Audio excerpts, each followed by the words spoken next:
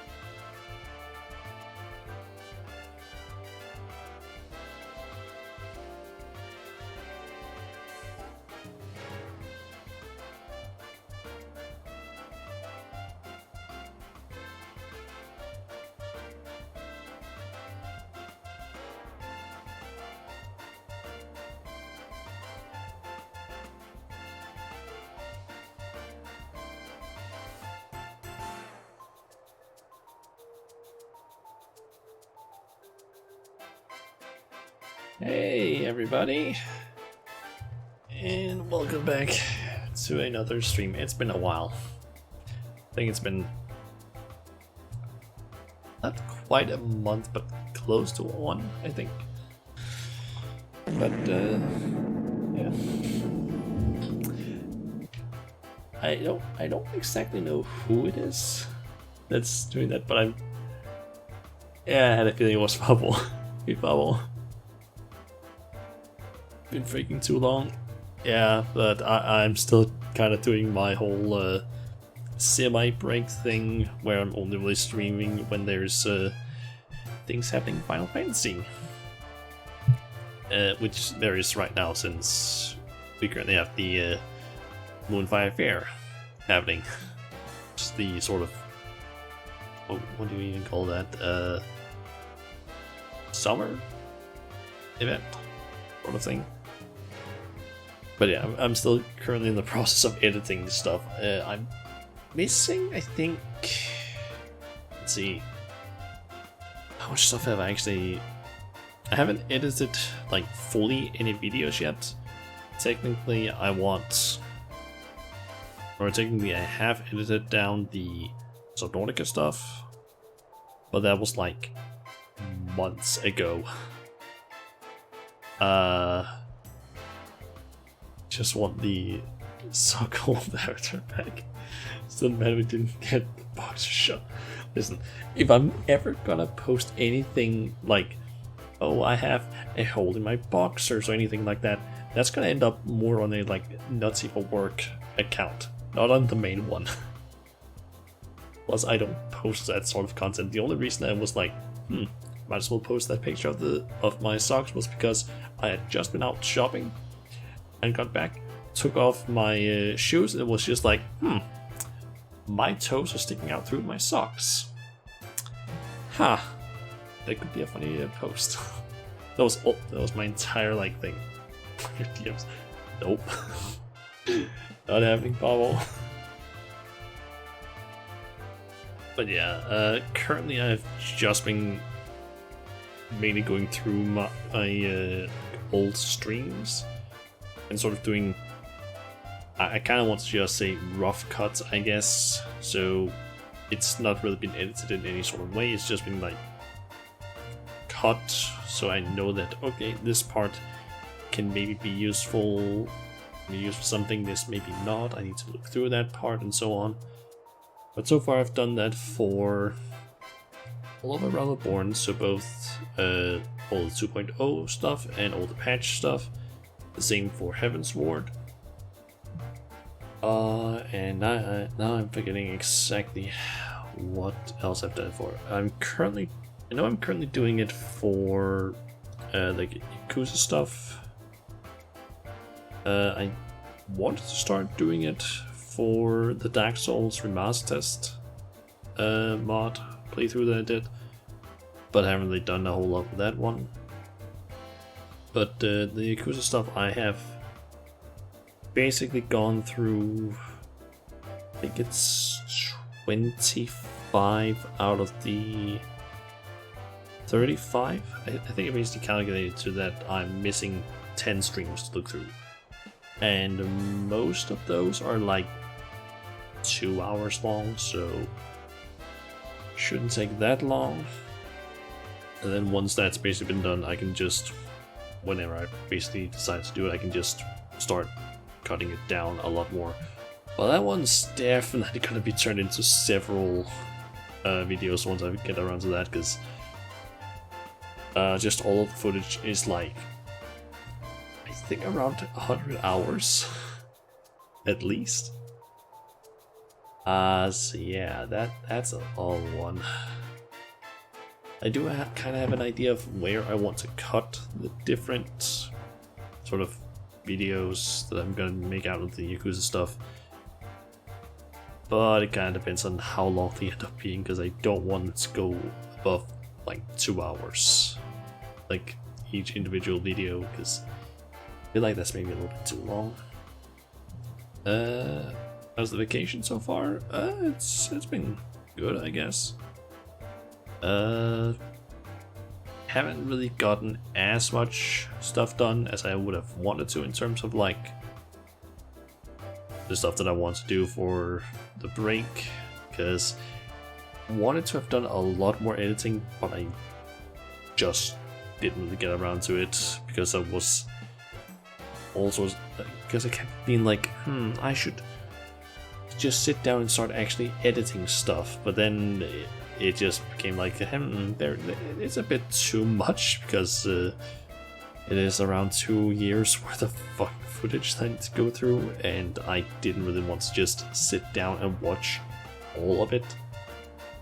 But so far with the Yakuza stuff, it's been decent, because all I have been doing is just been like holding the clip into the editing software that I'm using, which currently is Kdenlive, because it seems to run a lot better than the other stuff that I have tried using before.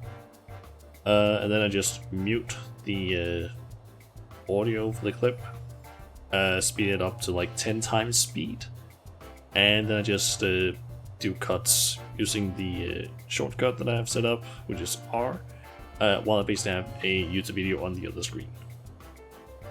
That's been my editing process for Yakuza, because it's basically just been like, is there a cutscene or anything like side story or main story related that gets basically cut around that? So I know that, okay, that section can be used for something. Potentially might need to be cut down, because some of those sections are like fucking 40 minutes or something like that.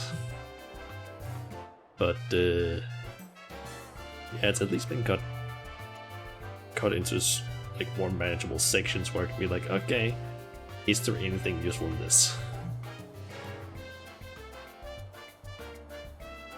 But yeah, we'll find one who knows how your vacation is.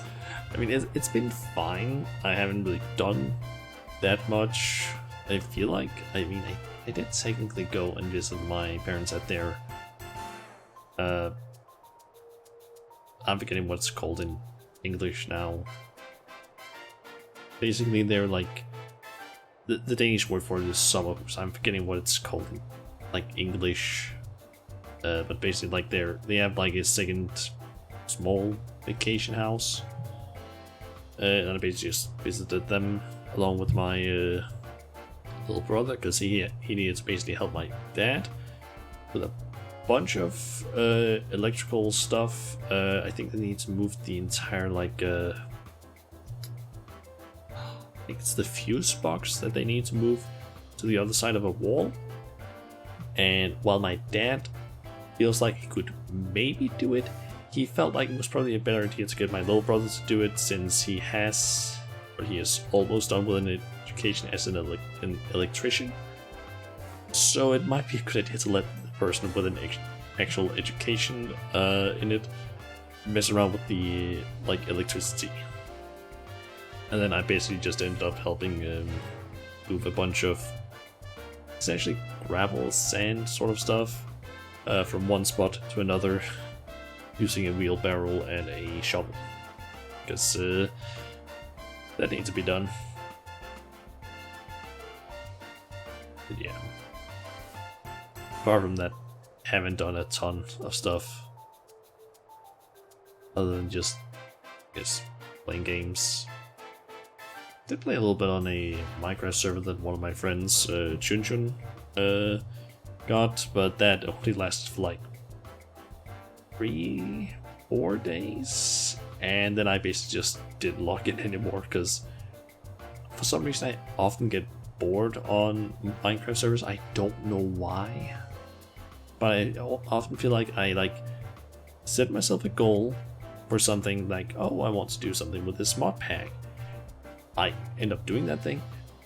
Usually when it comes to these mod packs, it almost always has the sort of, there's a like large kitchen mod with like, oh, what is it called now, a refrigerator, stove, all sorts of things where you can also like craft a ton of different food.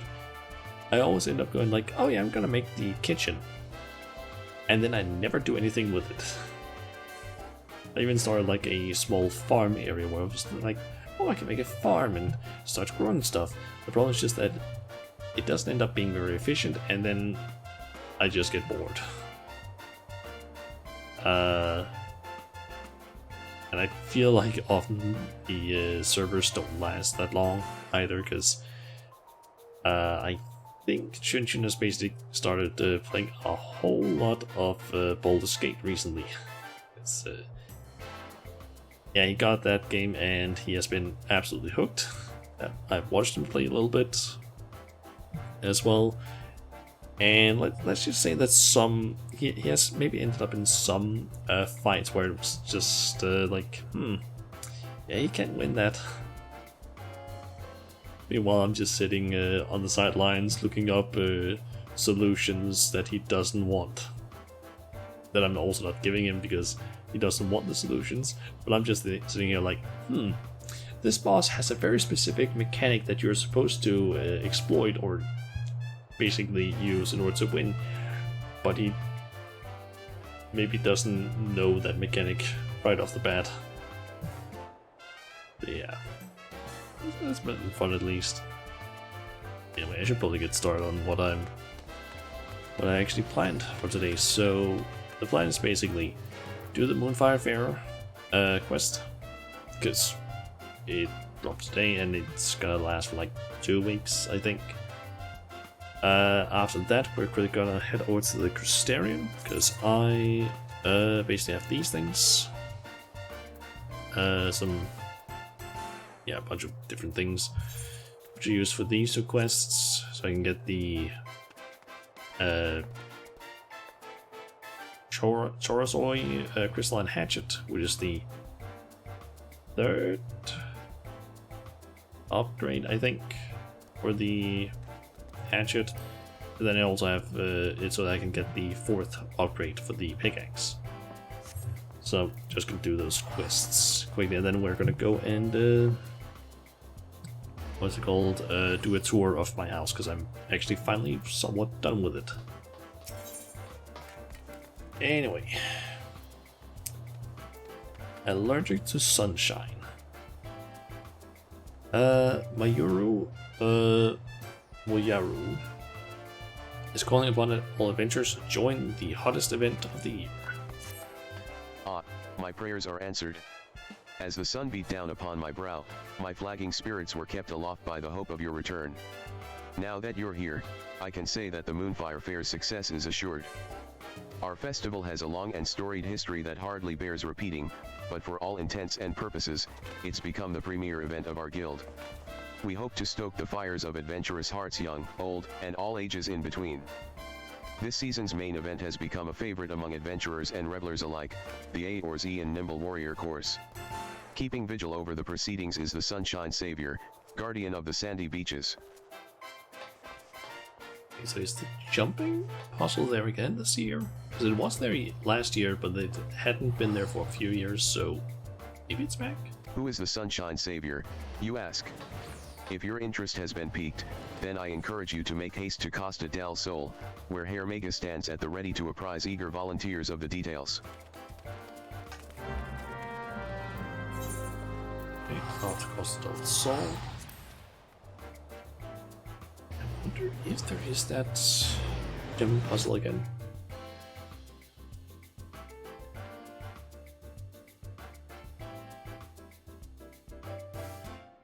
I don't think I ever finished the jumping puzzle then.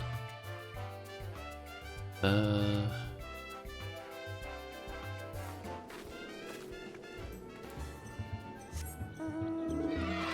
yeah, that's definitely the jumping puzzle.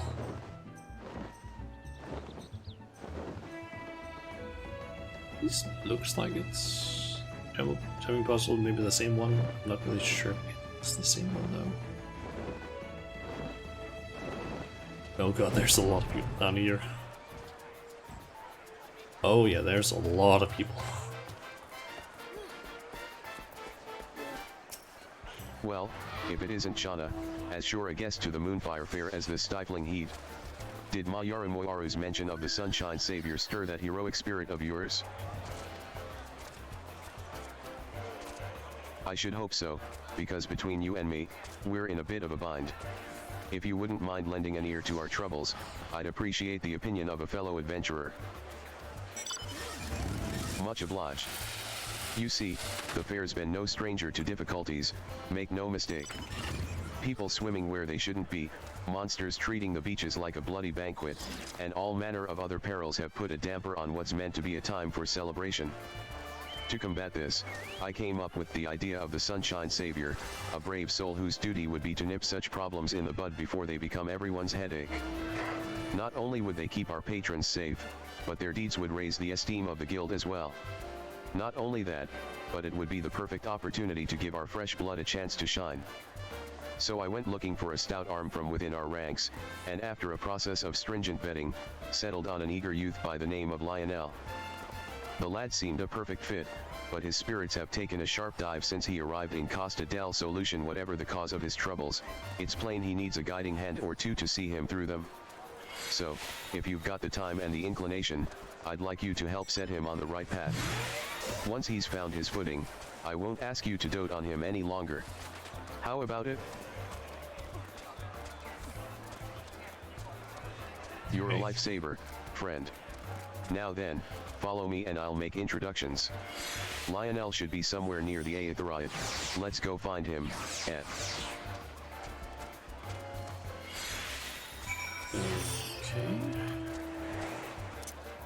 Let me actually turn ambient noise off, because holy shit was that annoying. Does remove some of the background noises though, but that was a bit annoying. Here it should be fine, I think, because we're entering cutscene. Apologies, but the lad seems to be missing. I explicitly told him to wait here. Get your bloody hands off of my goods.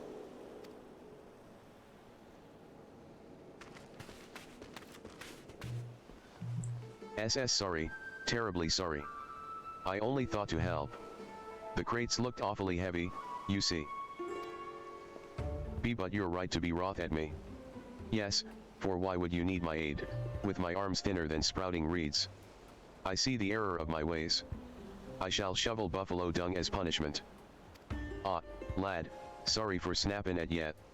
Appreciate the thought, but the contents of these crates are my livelihood. Can't trust just any passers-by with their safe carriage, ya understand? Okay, it doesn't read this. And truth be told, you came at me like a chocobo taking its first steps. You need to strut the bit of confidence if you don't want people looking at you crosswise, see? Ya be a good heart, lad. Anyone can see that. Work on your manner and I reckon your next attempt at charity'll go juice fine.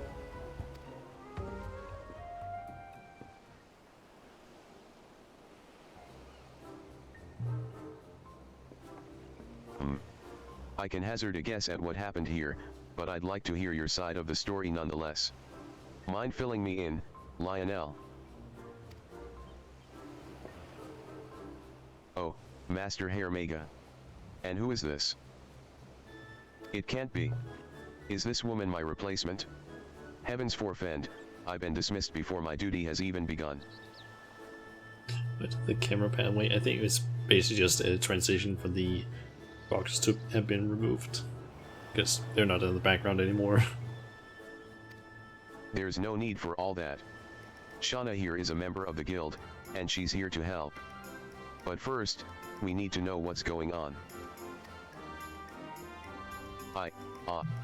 You see, I was awaiting orders like you asked, but then I spied that man struggling to carry his goods. I thought to offer a helping hand, but, well, you saw how the rest went. I see. I can't fault you for trying to do good, lad, but what he said was right. Your manner is bloody strange, and has been ever since you set foot on these sands. I don't recall you being so timid when first we met. If something's weighing on you, you needn't shy away from sharing the burden. You're too kind. The truth is, I just can't bear to have my face seen by others. All those eyes on me, it's dreadful. Under a helmet, I have the confidence of a captain, but this heat has left me with no choice but to bare my naked face to all and sundry. I'm afraid I'm likely to do more harm than help if I can't get my nerves under control. But the festivities are due to start soon, and I can scarcely stand to look even you in the eyes. So that's the way of it? I appreciate your candor, lad. If it's as simple as covering your face, we can get you sorted straight away. Come with me to the storehouse. I have something there that I think you'll like. As for you, Shauna, you'd better wait on the beach for our return. Don't worry, we'll be back before you can break a sweat.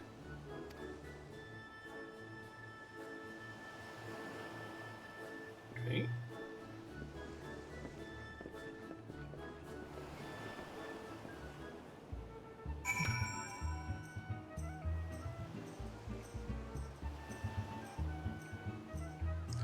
Get the feeling this is probably gonna start taking a little bit too low due to the sheer amount of people.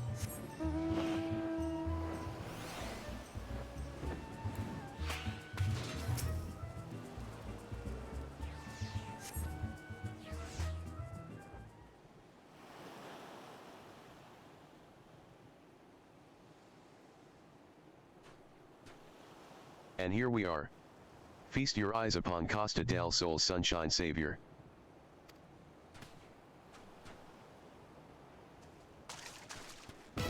There it is. Blinded by its brilliance, aren't you?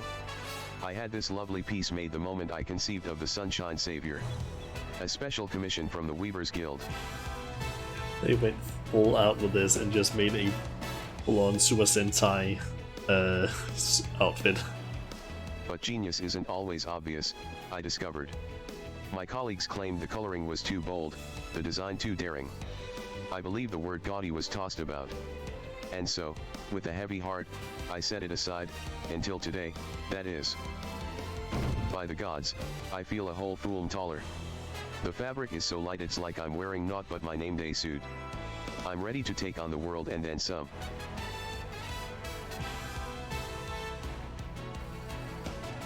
Masks are usually for hiding one's true nature, but this is the Lionel I remember. If you ask me, he looks the spitting image of a hero. But what do you think, Shauna?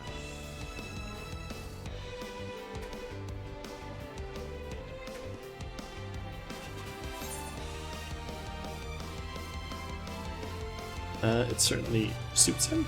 I'm not sure if this is an improvement. It certainly suits him. I'm overjoyed that you think so. Mark my words, the sands of Costa del Sol shall remain safe under the watchful eyes of the Sunshine Savior.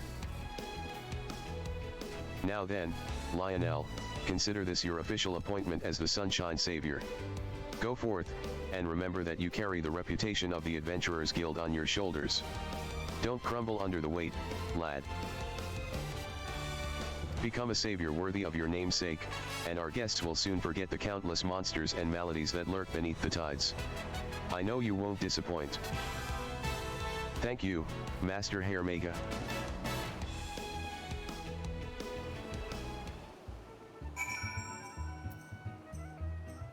Okay.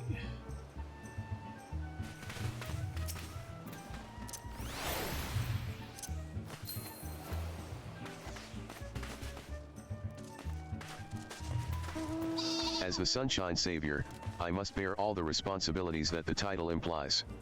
I can do this. I can become an adventurer that others speak of in awe.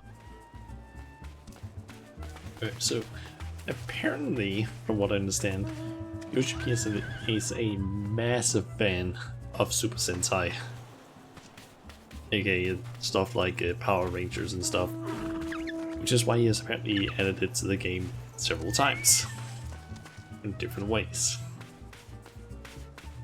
I just find it funny. By the way, I'd like to apologize for my embarrassing conduct before. I admit a part of me is scared almost all of the time, but I can't let that dictate my life and my duty.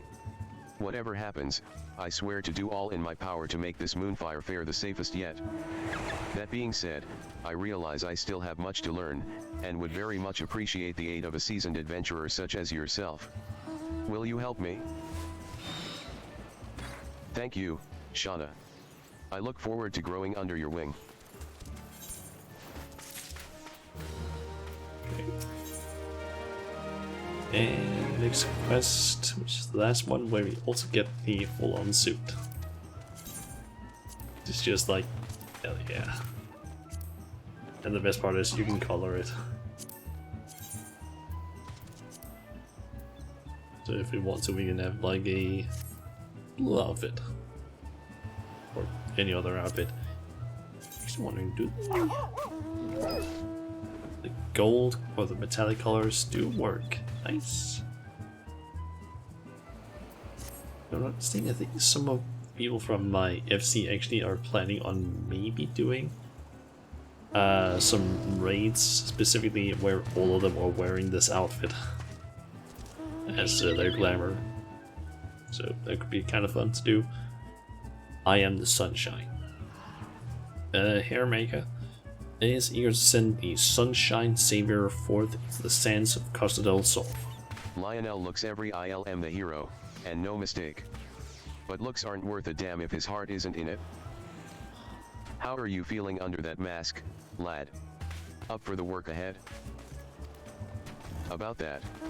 As much as I'd like to jump right into the thick of things, I can't help but harbor some small doubts. The incident with the merchant earlier made me realize that it's one matter to want to aid those in need, but another matter entirely to know who needs it. Fortunately, I have Shauna by my side, a seasoned adventurer who's helped her fair share of troubled souls. I've asked her to take me under her wing for a bit, and I hope to be a quick study.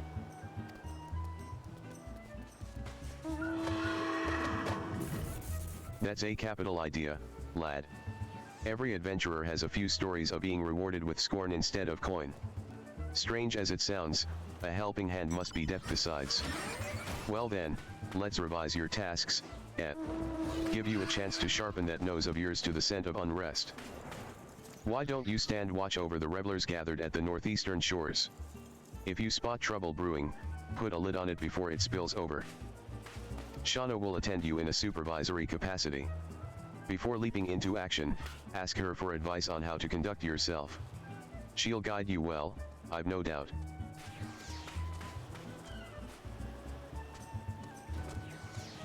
Now then, off with you. The battlefield on the beach awaits. Make me proud, you too, make me proud. A guild member by the name of Baudifoin is standing by for someone to relieve him of his duty.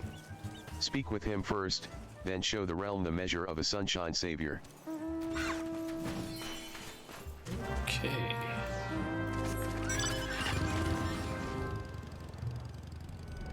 So up to the beach.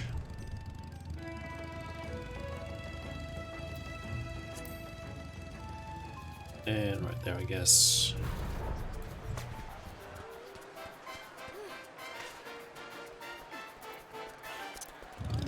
just gotta wait for him to load in.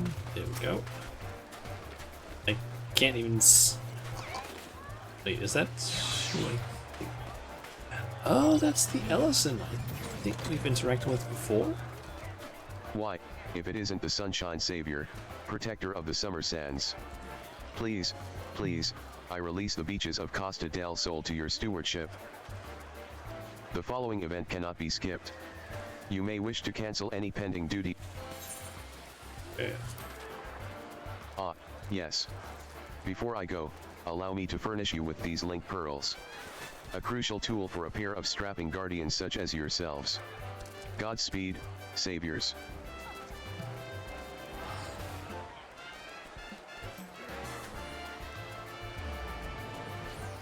I kind of understand why there seems to be a bottleneck of sorts here.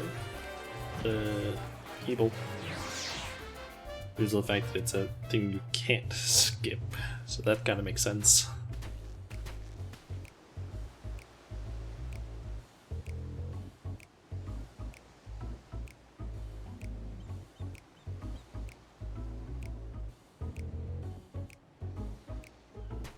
And now our watch begins.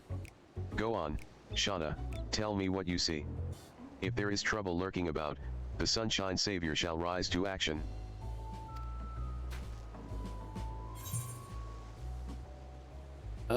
A young Dakota lad and lass look like a sellsword just stole their lunch.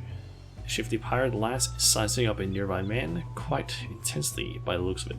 Okay, so I know that these two, she is, I think, semi in love with him.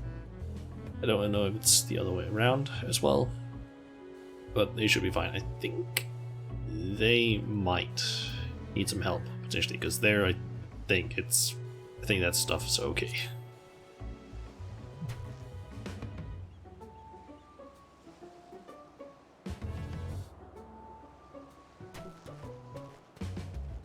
At least they don't think that the pirates need any help. GRRGGG. I failed again. I'll never master the course at this rate. Hole, I believe in you. But nothing I say seems to help. I wish I knew how to cheer you up. It's the two from the last year's event. Or he also wanted to basically complete the course, I think. The lad looks absolutely crestfallen. From what I can gather, he's having some difficulties with the A or Z and Nimble Warrior course. I know what it's like to feel success slip from one's grasp time and again. Who is that up there? I wonder if they're part of the cutscene later, but I can definitely see some people like standing up there. Can't see who it is from this distance. Show him how a sunshine or savior does it. Give him some words of encouragement. The B, he'll learn more by lifting himself up. Words of encouragement, I feel like. You read my mind, Shauna. Encouragement is my forte. A few carefully placed words should lift this lad over the obstacle in his path. Wait there, I'll be back in a flash.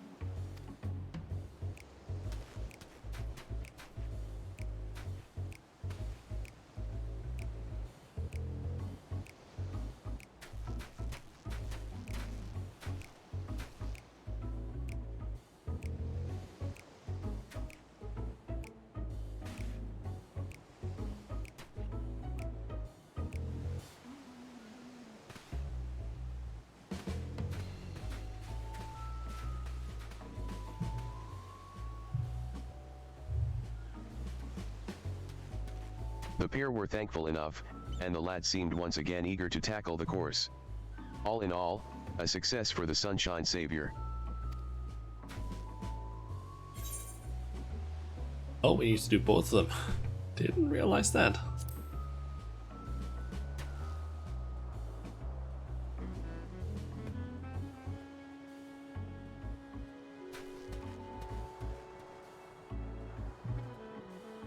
Bloody Carvel Lane, thinks he's too good for a pirate, does he? I'll make him see, I will. If I just ask him all nice like. Fancy a stroll on the beach, Carvel Lane, or some such. Bah, he'll just think I'm itching for a duel. She's mumbling to herself an awful lot. The menacing provocations of a pirate, no doubt. What do you think, Shauna? Just gonna ask if something's the matter. Don't worry about her. Worry about the man. We should watch from a safe distance.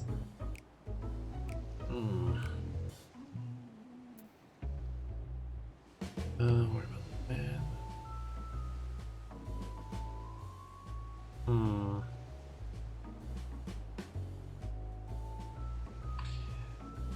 Okay, I feel like asking if something's the matter might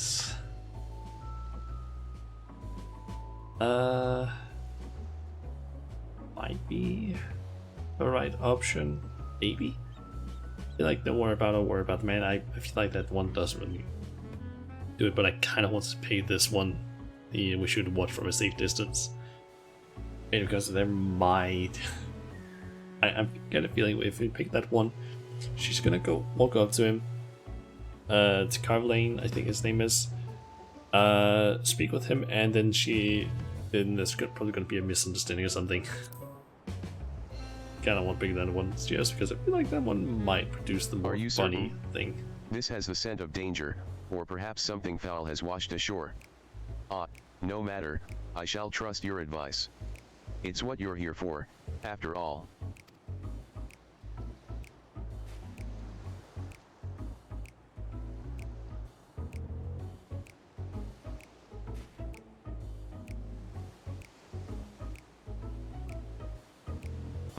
I'm beginning to understand. She wishes to say something, but it's caught in her throat like a bone.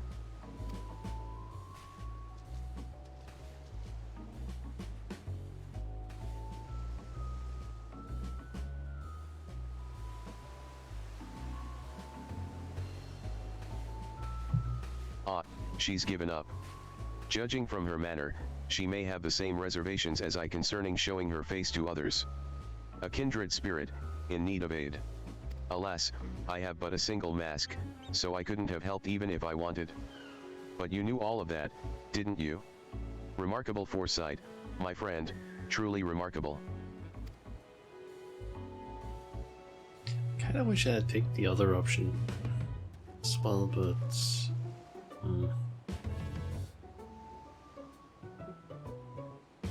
Well, I see nothing amiss in this area. What about over there?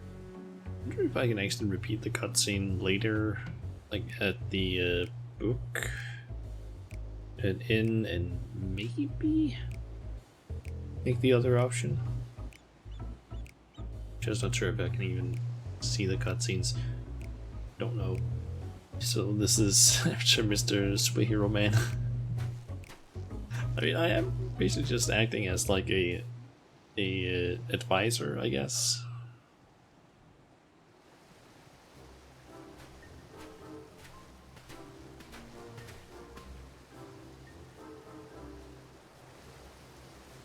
Okay, I'm guessing it's maybe 3 places we go. I'm basically trying to help people.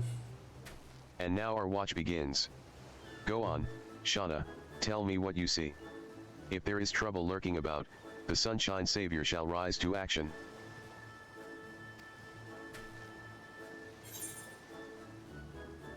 Oh, I just realized who some of these people are, though. That's Chloe and Sloey, Aliapo, and the Mikote orphan that they also help.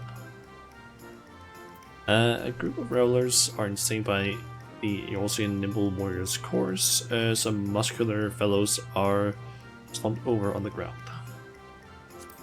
Let's go with this one first.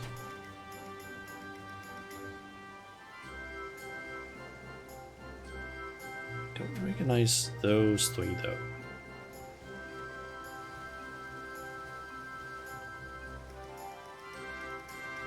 Are you all right, sirs? My muscles burn for more. But gods, I can barely see straight. Oh no, that's not good. Should I call upon one of the chaperones? I suppose this heat and intense exercise mix as well as oil does with water. Should I offer assistance?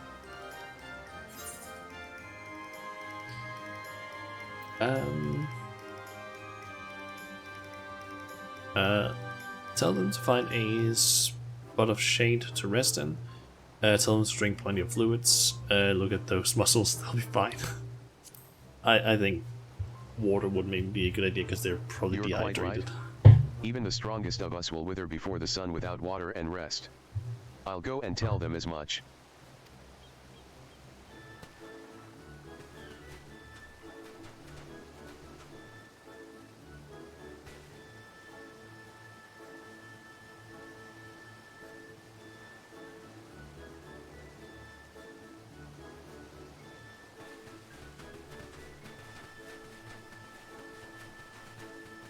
That guy's still just going.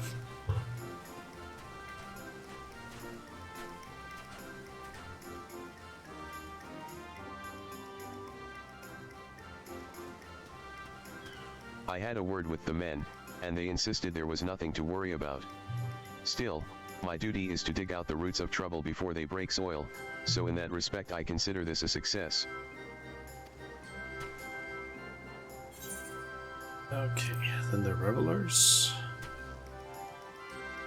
I don't think there's a problem there necessarily.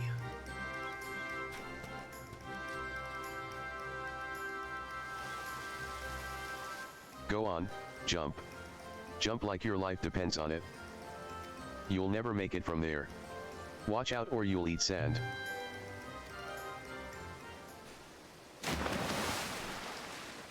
Oh no, is he alright? I think I heard a snap.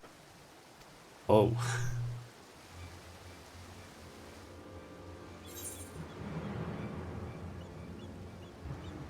You have to act. I'm coming.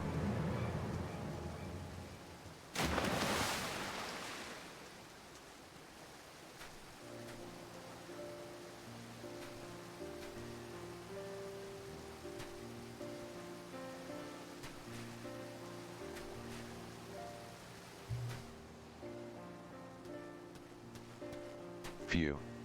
Apologies for not waiting for your guidance, Shauna. I dived into the ocean without a thought for what would come next. Before I knew it, there was water under my mask.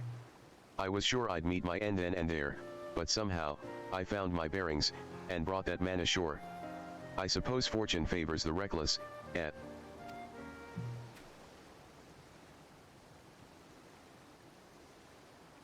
Speaking of which, I see no further signs of distress along the beach. I believe our relief should be along soon, and truth be told I'm glad for it. I can't bear this stifling heat for much longer.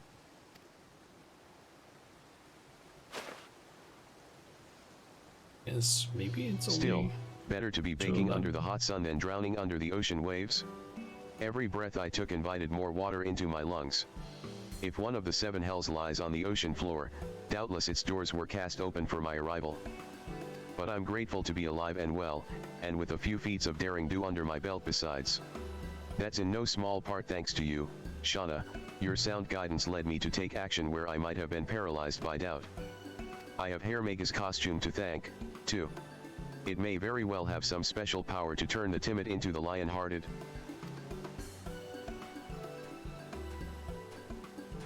Impressive work, you two. I say you've earned some rest, eh? Allow me to watch over our patrons. I can only hope my stretch is half as eventful as yours was. Much appreciated, Master Baudefoin. I suspect Master Hairmega will want to hear of our successes here. Let's go and make our report. I think he might be over where he was originally. Guessing at least. Because there was some people there that were, I think, that had a cutscene. So, would make sense. Well, probably is just right next to where there's a ton of people.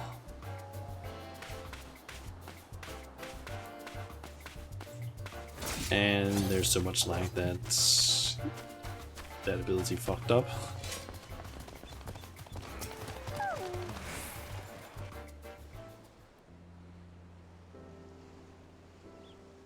Ah, there you are. The stories of your deeds precede you, revelers up and down the beaches are taken with your bravery. The one you plucked from the sea even came to offer his personal thanks. By all accounts, your lost confidence has been restored, and more besides. I reckon you're ready to set off on your own, but I won't force it upon you if you've got lingering reservations. Well, truth be told, I wouldn't have been able to do it without Shauna's help. And this mask, of course, donning it makes me forget the meaning of the word impossible. You have to realize that Shauna won't be around forever, so inclined to adventuring abroad as she is. A savior needs to be able to carry their burden alone if they're to earn the trust of others. You know, you never did tell us why you're so frightened of showing your face. Something tells me you didn't crawl out of your mother's womb with your hands covering your eyes. Am I right? It happened when I was just getting my feet wet as an adventurer, during a job that should have been unremarkable. We were tasked with guarding a merchant caravan, which naturally drew the attention of a terrible, slavering beast. Instead of sticking it with a spear like I was supposed to, I was knocked senseless within moments. When I regained my senses, I saw that my partner had been dealt a grievous wound and the caravan was in shambles. The job was an utter failure. For a blessing, none lost their lives, but I lost all standing in the eyes of my allies and employers. They blamed me for their injuries and the damage to their goods, and rightfully so. The memory of their scornful gazes is etched in my mind, and I see them every time I look another in the eyes. Okay, that's fair enough reason. So you coped with your fear by hiding behind a helm. It's starting to make sense. You know, Lionel, that suit's more than a masterwork of comfort. There's a meaning behind its design, if you can believe it. See, it's meant to evoke the image of the phoenix. That legendary bird symbolizes rebirth, rising from the ashes over and over again, each time shining brighter than before. Seeing your triumphs as a sunshine savior has made me certain that the phoenix's fire burns within you, Lionel. And when those flames are stoked, you'll be reborn with more courage than you ever could have imagined.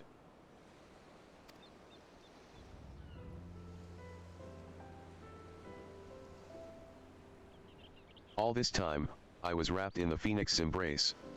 Yes, if there's a chance I might be born anew, then the path ahead of me is clear. I'm heading back to the beach, this time without a mask.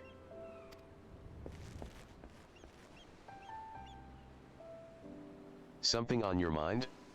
Did I lay it on too thick? When you get to my age, you can't help but light fires under those that need it. And that lad needed it something fierce, so I lit a raging bonfire under his arse. Just had to work with the embers that were already there, that burning desire of his to help the downtrodden. Why yeah gads? Somebody, help.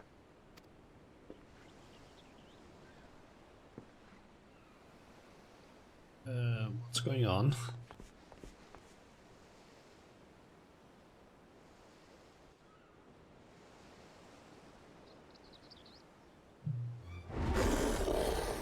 Oh.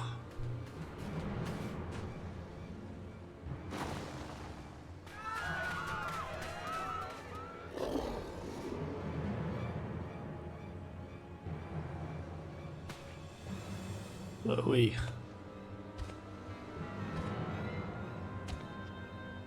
So I'm pretty sure that's Chloe, as far as I know.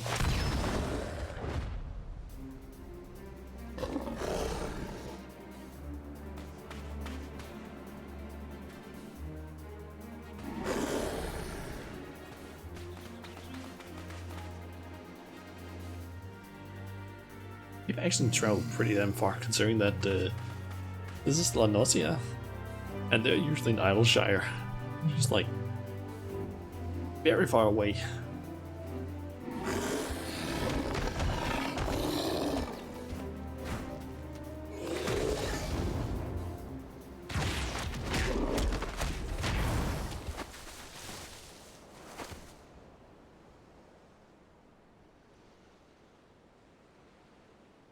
wrong? What's wrong with me? Not so fast, Shauna. If someone jumps to his rescue again, that fire I just lit will be snuffed out. We need to think of a way to help him that doesn't involve doing all the heavy lifting. Urging him, I'm guessing.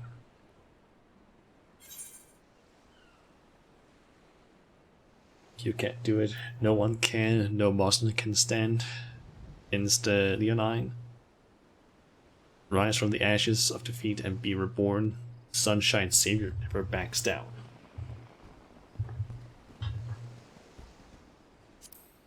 Let's go with this one.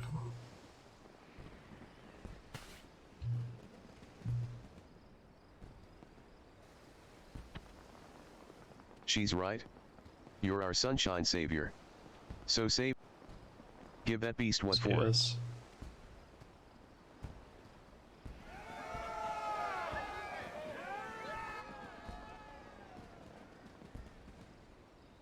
They really have faith in me.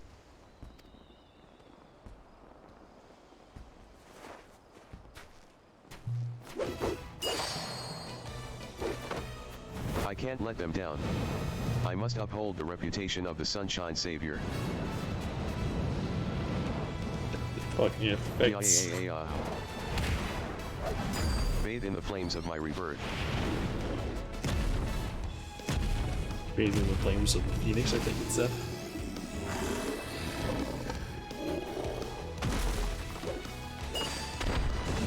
Oh my god. It fucking exploded.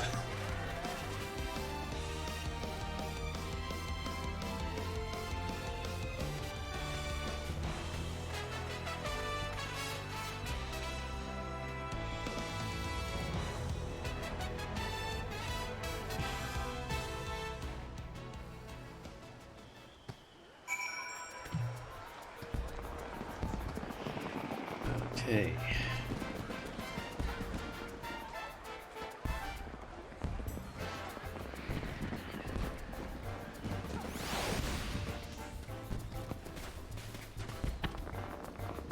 We're still not done. I thought we were done before. I kind of want to see. Thank the heavens he was here. I don't know what I'd do if Chloe came to any harm. That was so scary. I thought it would eat me. Are you hurt, Chloe? They don't have a whole lot to say. I came as fast as I could, but it seems I was not needed. Lionel really made stew out of that shark, didn't he?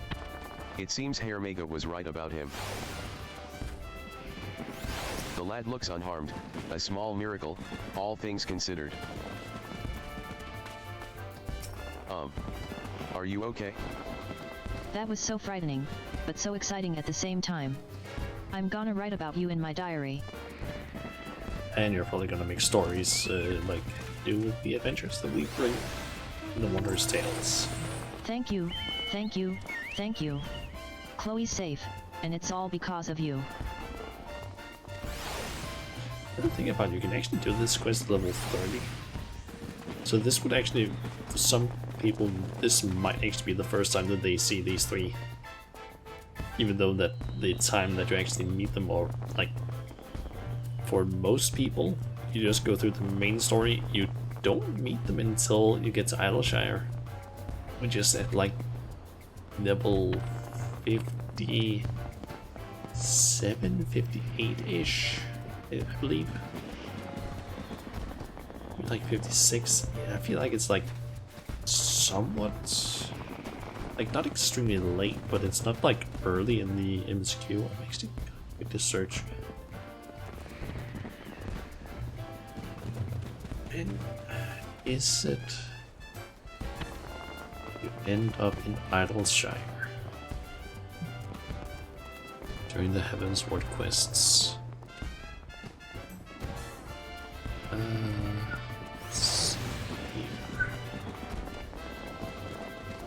Yeah, it's level 58. It's the first quest in, like it's the first level 58 quest. That's when you get access to Idleshire. It takes a while before you actually get to that point. and you don't really get any like proper introduction to them. Like, you don't get a proper introduction to Slowy until you do the what is it again called? The custom deliveries. And you don't really get introduced to Chloe until you do Wondrous Tales. I think technically you can get introduced to Chloe through Slowy's stuff, but that's the only stuff, and you don't get introduced to Keba unless you do Slowy's stuff. But I was only, never mind that. You're most welcome, of course.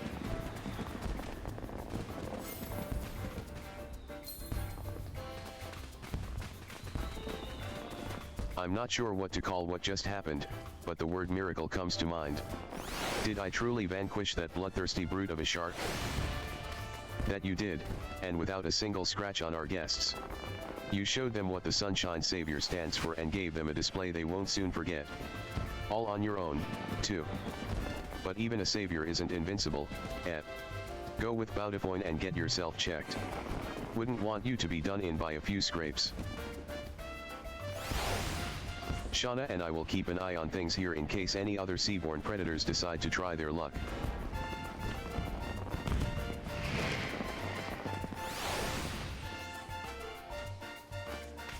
Okay, that's the end of the quest. It should also then be the end of like the entire event quest line. I think, because usually you don't have any more quests after the rewards. You've returned.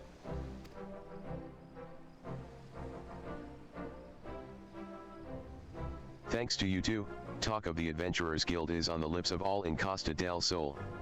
As far as I'm concerned, we can consider the Sunshine Savior a rousing success and a boon for the guild. Lionel here deserves a standing ovation for the bravery he displayed. Taking down a fiend like that and keeping the youngling safe is a feat very few can boast of. As my vision dimmed, I heard Shauna call out to me. It was her words that delivered me from the brink, and allowed me to go further still. They might call me the Sunshine Savior, but you're the true hero of the day. You've given me the courage to go on alone, and for that there is no way I can repay you. Indeed, our Savior had a savior of his own. A fact we're all grateful for. I'm of a mind to make you an honorary Sunshine Savior, suit and all. Wear it well, and don't ask me how many more of these I have stashed away. Gosh. Now go on, forget your worries and take in your fill of the festivities, for the Moonfire Faire is safe so long as Lionel stands as its guardian. I shall remain vigilant for any signs of trouble. And if aught appears to threaten the peace, I'll be there to stop it.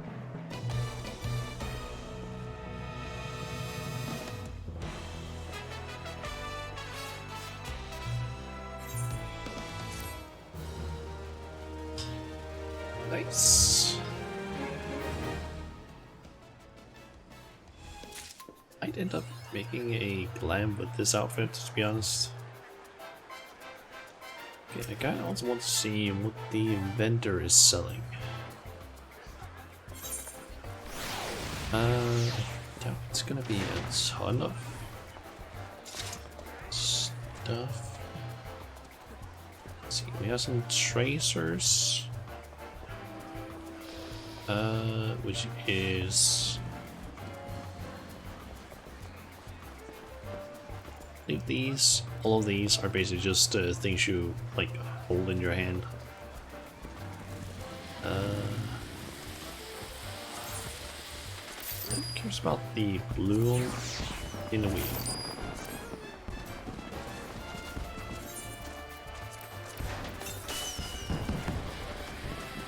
Ah, that.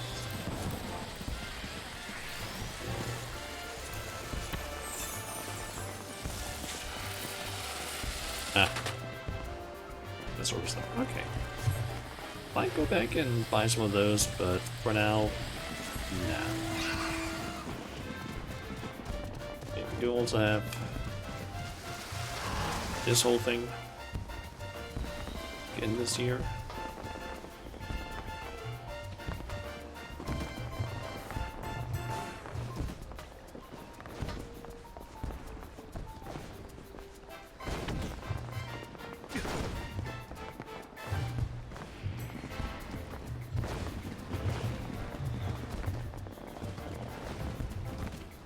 Just gonna make a small attempt at this. Because don't really feel like yeah, doing a ton of attempts at this thing because I did it last year, but I'm not exactly great at the jumping puzzles here.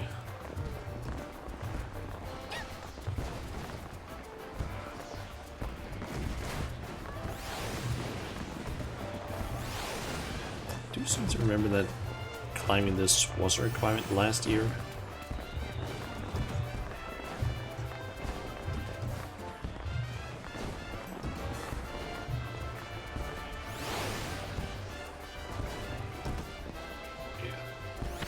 Too much of it. Oh, they do have a new thing over there, like a whole scene where it like has an explosion of sorts, I guess. So you can basically do posing screenshots. If I remember correctly, you can basically. Nope. Basically jump down this way, and I missed there. Oh.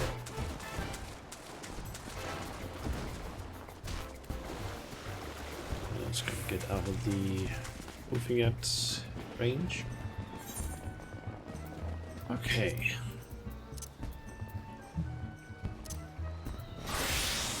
Well, done with the event, so let's go to the Crystarium and do 2 quick quests. And then I guess we'll head to the house.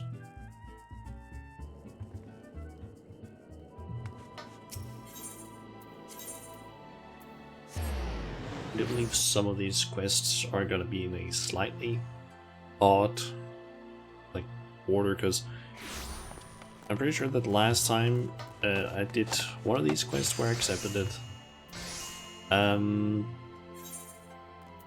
Which I believe was essentially the tool for her own. Then, so we're basically gonna complete that one first.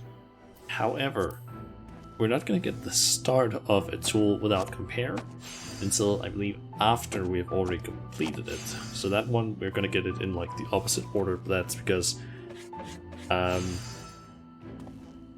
you can't, I believe, accept a tool without compare while you already have one of them going.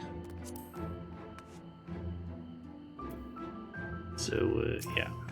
There you are, This one. Shauna. By that look in your eyes, I have a feeling there's a small mountain of components headed my way. If my hunch is correct, just hand those over along with your tool, and I'll get to firing up the forge.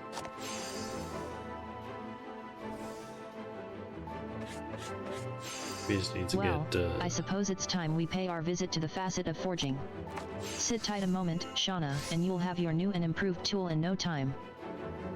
Basically need to get 210 customized botanist components and custom wind crystals, which I got in Ilmek, basically south of. I can't check the map right now, but south of the northernmost aetheryte, Wollendorf, I think it's called. There's basically like a small area outside of the area that leads up to the castle. That's basically where the 3 nodes that you can get this stuff from is located. And for the minor stuff, the last of the current steps, I got that near Stiltide, I think it's called. Basically the first aetheryte in Lucia.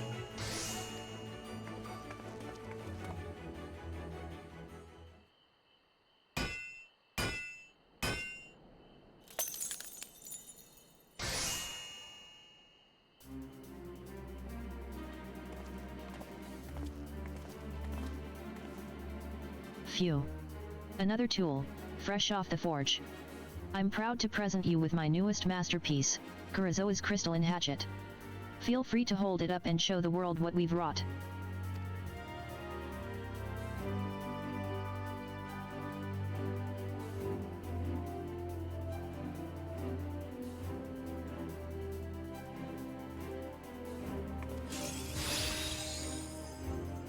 Yes, perfect.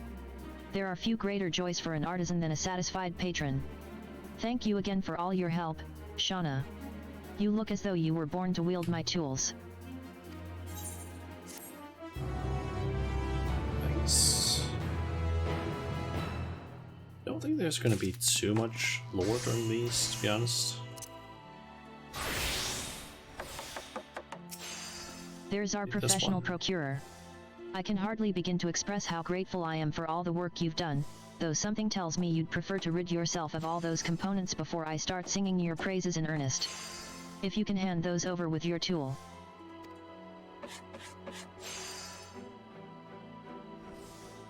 You truly are one of a kind, Shauna. We've been hard at work with our share of preparations as well, so I guarantee you'll be more than satisfied with your new tool once we're finished with it. While you were out collecting your wares, Miss Kurozoa here was studying my secret techniques. Picked em up right quick, too. She won't steer your tool wrong, ya have me word. Let's see here. Yes, everything appears to be in order, which means it's high time we made our way to the facet of forging. We shouldn't be long, so stay right there and our work will be done before you know it.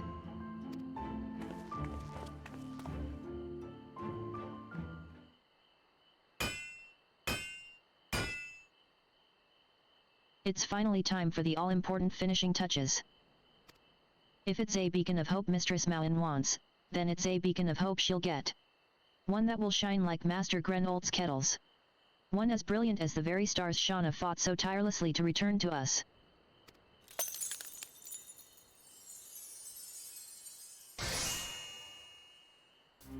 Okay. Sound like flash or glass shattering and then something. Wicked White, that was Sprinkled. exhausting, but I'm proud to say that you'll be wielding my greatest masterpiece yet. That being said, y'ad best take care of it. Now that she's mastered me forging techniques, Miss Kurozoa's works truly are as good as me own. Go on, then, hold it aloft and take a gander for yourself.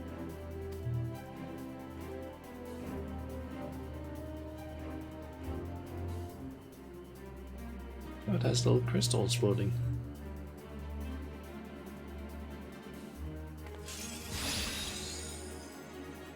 For this enhancement, I wish to balance form and function, and Master Grenolt's techniques allowed me to do just that. Not only is my newest creation a feast for the eyes, it also adapts to the whims of its wielder just as well as its predecessors. Hearin' that makes me heart swell with pride, it does. Still, I know me methods better than anyone, and pure oil alone don't make a tool shine the way yours does. What was on your mind when ya pieced this together? Well, to be honest, my head was in a bit of a jumble, but I see I've arrived at a most fortuitous time. You have outdone yourself once again, Miss Kurozoa. Mistress Malin, what brings you here? When word of your most recent exploits reached Yulmore, 'twas only a matter of time before my curiosity compelled me to make the journey here. Mistress Keshi Trejo was equally intrigued by the news, so I thought it prudent to receive a first-hand report for our dear patron as well.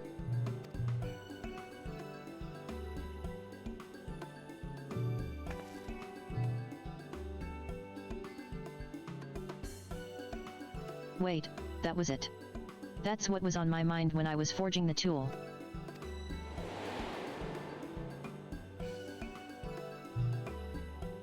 As it turns out, I found me muse in them enchanting eyes. The thousands of kettles I forged to capture that captivating gleam was what set me on the smithy's path. I recalled the moment Master Grenold spoke of his kettles in front of us. It was because of those very kettles that I became the artisan I am today. The ardent wish he carved onto his every work, his maker's mark, it was because he was inspired by you that I took an interest in the forge, Mistress Malin. Your enduring bond is why we stand here now, blazing a new trail of hope for Norvryn's trades.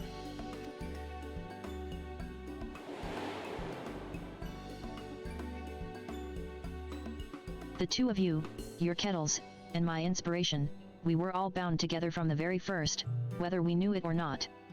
And as luck would have it, Shauna came to our aid, providing the push we needed to unite our disparate dreams. The connections we've forged now shine through in this very tool, a brilliant maker's mark to represent us all. You have my deepest gratitude, Mistress Melon. I would never have thought to name these tools for myself, and yet in doing so, I feel as though I can reach even greater heights in my craft.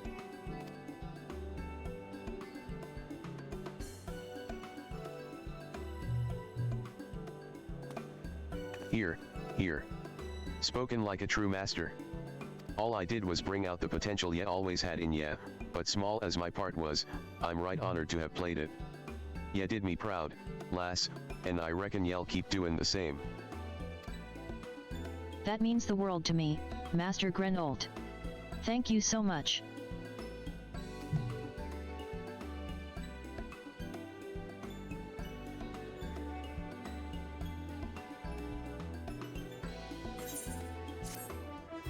Okay. Honestly, didn't expect Mistress Melon to show up during this quest. Okay. That's a level 630.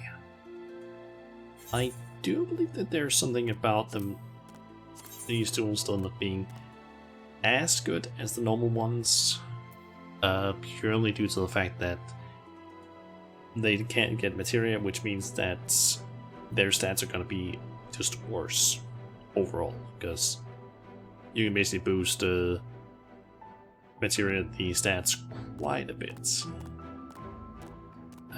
For example, using the Brilliant Pickaxe, for example, I would get, what's that, 21 extra perception.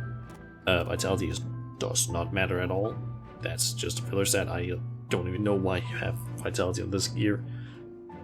And in terms of gathering, that is 56, I believe. It's 56 extra gathering. But simply having the 2 materia I have right now, it's just missing 6 points, and then it has as much gathering as the other one. And I can still put in 3 more materia. Granted, they can only give like 14 points in those things, but if I put in 2, I actually forget how much can I add. This one, just hide that. Yeah, I can basically put in 2 more gathering materia, or 1 more gathering materia, and 2 perception materia into it. And it would basically just be better stats than the Brilliant one. From what I understand, this thing does not get better than my current tool until I basically get the final step of it, which should be coming out in patch 6.55, which I think is in like November, December, from what I understand, because I believe we were basically told during the FanFest stuff that what's it called again?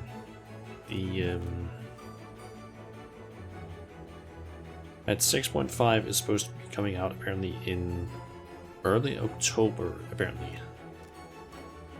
So that means that 2 months later, that we will basically get 6.55. Although I do also remember seeing something about it maybe coming out in like January, February. I'm forgetting exactly what it is. Because during FanFest they did have like a whole like timeline sort of thing for stuff. Also, Grenolt has more quests. Okay, I can accept that one after I wait to accept this one. Please note that upon completing the quest. Yeah, this is basically the start of the quest we just finished. But yeah, also welcome to the stream, DHD. Let's just Here to upgrade another tool. see this. Shauna? Well, you've come to the right place. I imagine you'll want to address the matter of the components first and foremost, so let's get down to business, shall we? For our next phase of the project, we'll need a hefty helping of Now, as I'm sure you're aware, the boutique won't simply give those out for free. We'll need to provide them with something equally extraordinary, such as a supply of sprigs. You can exchange your supplies here, of course, but if you find yourself far, I'm sure you're itching to get started, but do make sure to keep my tool equipped. You can deliver your wares straight to Queen Nana, and she'll once you've collected the components we require. Brilliant. There's not a whole lot of special information. I thought maybe that was going to be some The trade special pitching, dialogue, please, but nope. Okay. Via Bowen. Reynolds is itching to celebrate Chorosoy's brilliant achievements.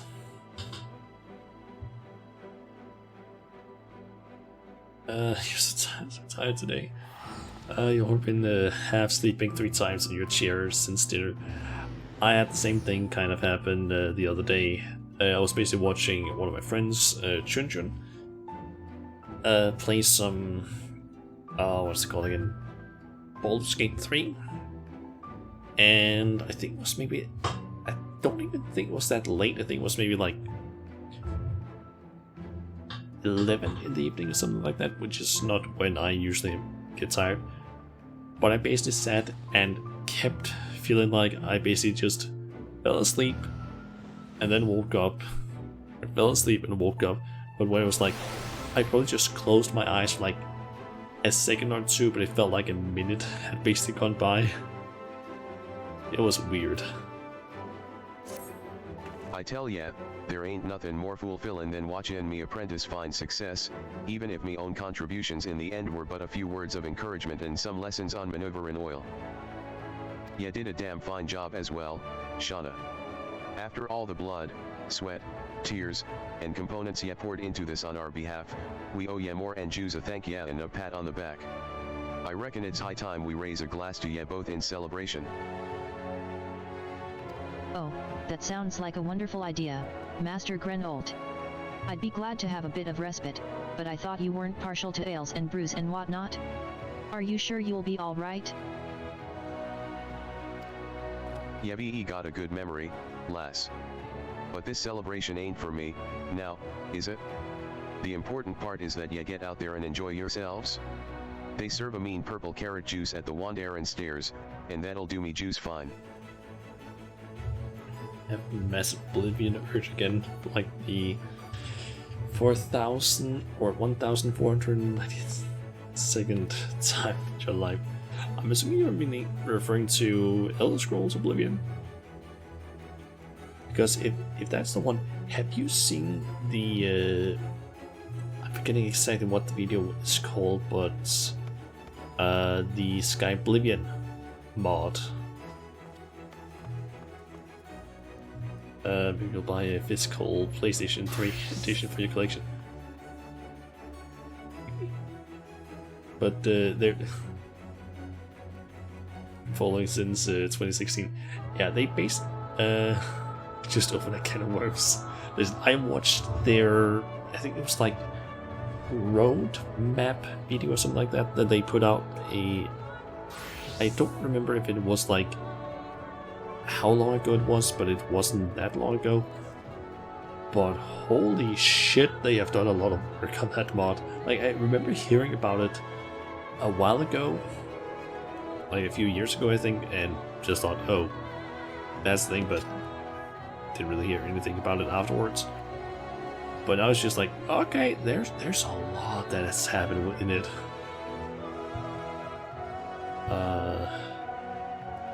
What's the video called again? Oh yeah, the Oblivion Remastered Road to release.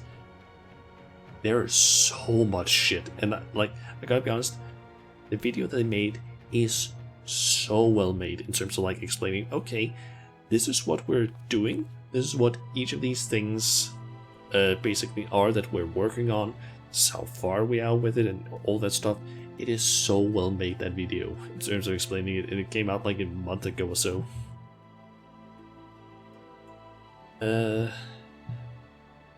Yeah, back then they had directly ported the world map in, and it was nothing like this today. come very far. Yeah, they are basically, as far as I understand it, the hand doing everything.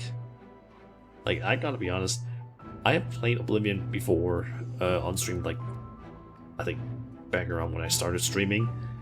So that is around, I think back in like 2018, I think is probably when I tried playing it for the first time. Was good enough, was a good game, but I will definitely say some of the mechanics are kind of old in terms of like, it's not a bad game, but I could definitely feel the age on the game. But I get the feeling that the Sky Oblivion like mod is gonna hopefully make all of it seem a lot more modern, which is gonna be interesting. I'm definitely considering playing it once they finally release it. Granted, I think they said something about maybe the estimated time for release should be like 2025, I think it was. Could be wrong on that, but I feel like that was what they said. It has also been like 2 weeks, I think, since I watched the video. 2025 again was that? But yeah. But to be honest, there is also still a lot of stuff that's missing. But certain like parts of the stuff that they talked about were like over halfway done. And they did also say that once certain things are done, certain other things can basically be done a lot quicker, because then they have certain assets that they can just add in. Like, once they have all of the like small items that you would place in, I'm forgetting exactly what the different towns are called, but one of the towns, for example, in Oblivion, they can basically just go like, oh yeah, this thing is basically used in like 200 other locations, or places that specific chair, for example, is supposed to be placed. They don't need to make that again, they can just place it in. Speeds up stuff so much more. But yeah, gotta be interesting to see what happens with that thing, or with that mod, because I'm interested in that thing at least. Speaking of which, are the two of you ready to head on down? If I'm remembering right, Mistress Mountain should be finished with her usual dealings at Musica Universalis right about now, so we may as well ask her and Quinana to join in.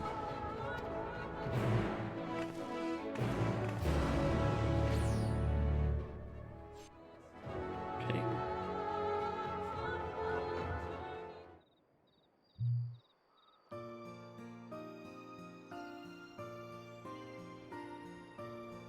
Ahem.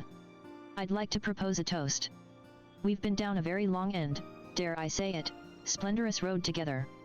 We've forged incredible tools, as well as lasting friendships, and I couldn't be more grateful for everyone's support.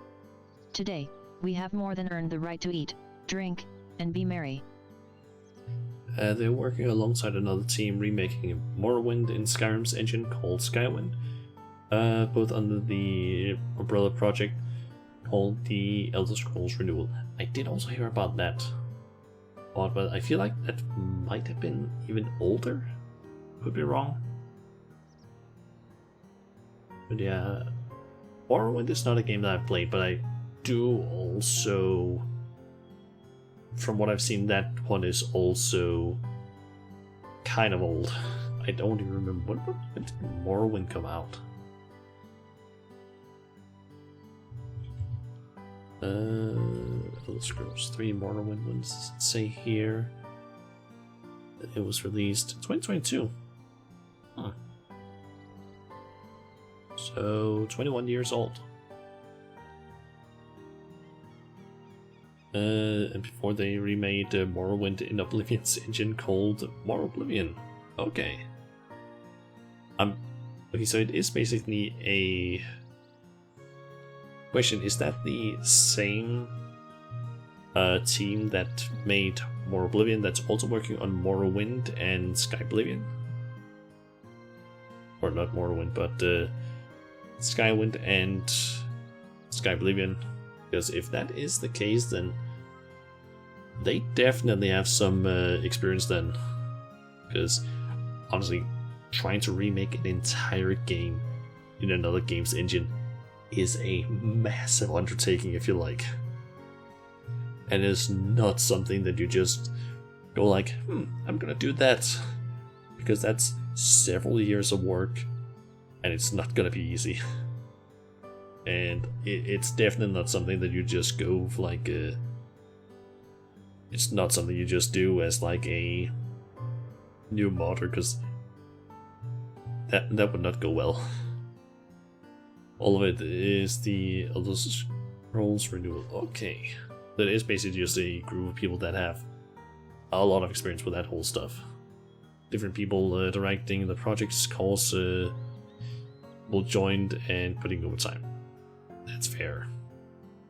Because yeah, I kind of would expect people basically just leave the project because of various like things. Like maybe they don't have time anymore. Maybe they've lost interest, because it is all, after all, a complete volunteer project from what I understand. Like no one's earning money from it. As far as I understand, it's just a passion project from modding fans that they just do this.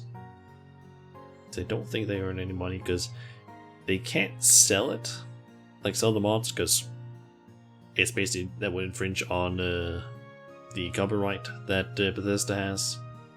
I guess technically now Microsoft, I guess. But maybe they could do it through something like Patreon or something like that, but I don't really know how the law is with that. Because then it would basically just be them being supported in order to make the project, but then again, it's a massive project and it might not be possible to really use any sort of money from a Patreon to basically support people working on the project. I don't have too much knowledge on that whole thing, but it's definitely a project that I would be interested in possibly playing once it's finally out. If my PC can run it at that time. I guess we'll see.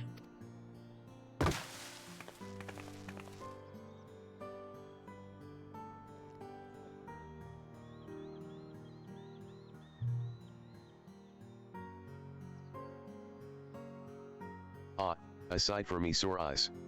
Haven't attended a Gath errand like this in ages. Reminds me the night we met, at the stairs was full o' folk from all corners o' the realm, yet it seemed it were Jews the two of us. I can't rightly recall how many nights we spent after that, chattin' about our hopes and dreams. They can't receive any money for the project. Yeah, I had a feeling about that. They also had to redo all three of the assets as a guideline set by Bethesda. Bethesda unofficially endorsed the project given that they followed a few guidelines. I mean, I can also understand why, first of all, Bethesda is already completely okay with mods. We know that for a fact. They have even made modding tools. So I feel like them basically being like, hey, if you basically want to, I feel like if they would basically be like, okay, people are basically making a gigantic mod that basically just redoes or basically remakes the entire game in the new engine. They're just like, okay, you can do that as long as you just follow these guidelines. I completely understand that they would be like essentially endorsed by them. You also need to own both Oblivion plus all DLC plus and Skyrim plus all DLC for the install to work. Okay. It's the same case with Oblivion. Okay. Then I'm at least good on that, because I have both Oblivion and all the DLCs, and the same with Skyrim. I'm kind of curious though. I'm wondering, was Enderall, which is like essentially Skyrim, a massive Skyrim mod, I wonder if that one was also semi-endorsed. Because that one was basically just essentially a giant game made inside of the Skyrim engine. And I did try and play a little bit of it back when it originally released, but I just couldn't get around to actually playing it properly because it just didn't hook me. I have been thinking though of maybe streaming it at some point, but I do feel like that would be a massive undertaking, basically streaming that game. But definitely one that I've been considering playing at some point at least. To think that we would find ourselves here once again, 'twould seem the fates are kinder than I imagined. The day you departed on that long journey of yours, I feared I had forever lost my rough-spoken smith. Mistress Mountain. But yeah, Enderall is an original project that just happened to use the creation engine. Yeah. I chose to walk the Smitty's path so I could become a man what yet be proud of. I haven't a single bleedin' regret about me progress as a craftsman. But I've never forgiven myself for leaving ye waitin' on a Yulmarin terrace all these years. I wouldn't be surprised if ye resented me for it. 'Tis all in the past, Grenolt. Never once have I resented you for your actions. I could never do such a thing. It's part of a bigger universe called Vin by Sure A. Is that AI or Sure Al? Assuming it's probably Sure AI. Spanning 4 games and a few books. Yeah, I did hear, like, I do know a little bit about the fact that there's like several games that I'm not sure if it's like made in the other Elder Scrolls engines, the other games, but I definitely remember it being that it's like a bigger universe, but I don't know too much about the games themselves. You play the prequel to Enderall. Netherrealm, earlier this year, it's built in Oblivion's engine, and there are 2 prequels to Netherrealm called Artquent, and there's something else we got, both in Morrowind's engines. Okay. So it's basically just giant, essentially, games made in the previous, Elder Scrolls engines. Okay. Didn't know about the books though. But it did seem like it is also some massive worlds that they have made. Like a ton of lore. But I haven't been any knowledge of the actual like games and the lore or anything like that. I just knew that there were several games. That's it. Oh, Mistress Mountain. There's something I've been too afraid to tell ye all these years, and I can't hide it any longer. Is he about to propose? Is this what I think it is? Strike while the iron is hot, Master Grenolt. Or is he gonna, like, this is your moment, screw it up? Mistress Mountain.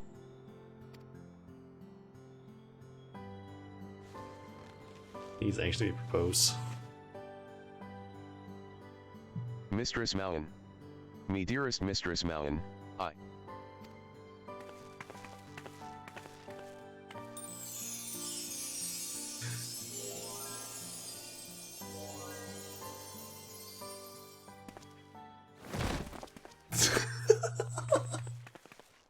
Oh my god. Oh, I guess he's drunk or something. Wait a moment, is this wine? Has Master Grenolt been drinking this instead of his purple carrot juice the whole time?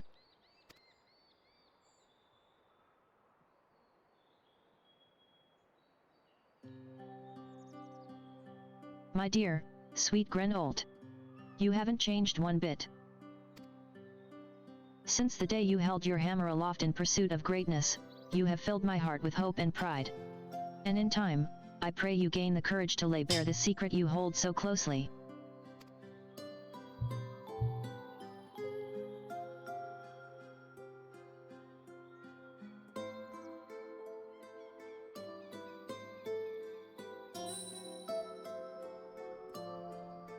Yes, unlike Geralt, Grenald can't hold his liquor at all. Huh. Ugh, feels like me noggin's full OC slugs. I can't remember a bleedin' thing, but Miss Kurizoa tells me the lot of ya had to drag me sorry arse back to the mean. I take it Mistress Mountain's made for Yule more already? I was about to tell her that he was the one who ate her snack pack. I'm afraid so, though she did say she'd return to the Crystarium when next the opportunity arose. I'm certain you'll have plenty of time to chat with her then. History repeats itself, and it's got a cruel sense o' humor. A long time ago, Mistress Mountain and I attended a similar banquet. I'd placed me flagon o' juice down for nary a second, but when I picked it back up to take a sip, I awoke the next day with a violent headache and the sour smack o' wine in me mouth. A lesson to ya younger folk, never forget where ya leave your juice. But embarrassing anecdotes aside, there's work to be done. Miss Kurizoa's tool may have exceeded the boutique's expectations, but Summit tells me it's hiding even more potential behind that brilliant gleam. Call it Smitty's intuition. I can't say what lies beyond the horizon, but if we draw out your tool's full adaptive abilities, we may well be forging works fit for the gods themselves. It'll be grueling work, but there's no one better suited for the challenge than me earnest apprentice. I'll make sure your faith in me is not misplaced, Master Grenold. That's what I like to hear. For now, it's back to the drafting phase with us. We'll need all the time and provisions we can afford. I reckon we'll have our hands full for a while with the preparations, but when our plans are fully ironed out, y'all be the first to know, Shauna. Until then, stay sharp, and may your tools be your guidance star.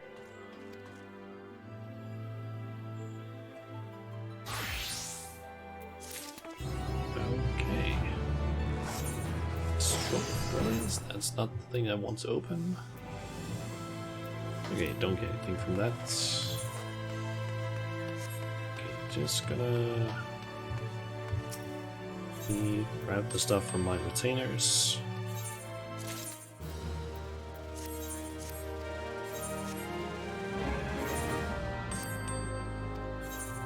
I'm about to run out of ventures though, so I need to basically restock on that a bit.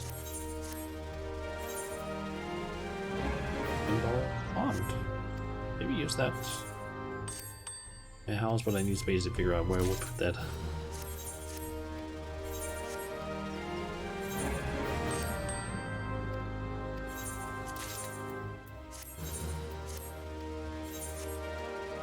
Not a lot of actual gear this time around.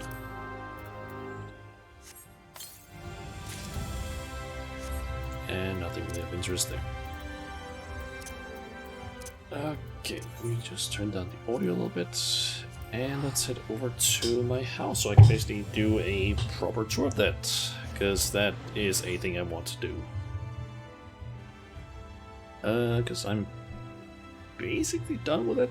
There is technically a few details here and there that I still want to work on, and there's an entire room that isn't fully done, but that's mainly because I either need things that either cost a ton of gil, they are semi-rare drops from places, or I just haven't gotten around to actually farming those things, or I need to do like high-level content that I just haven't gotten around to doing, or they cost a lot of stuff, a lot of gil to basically buy.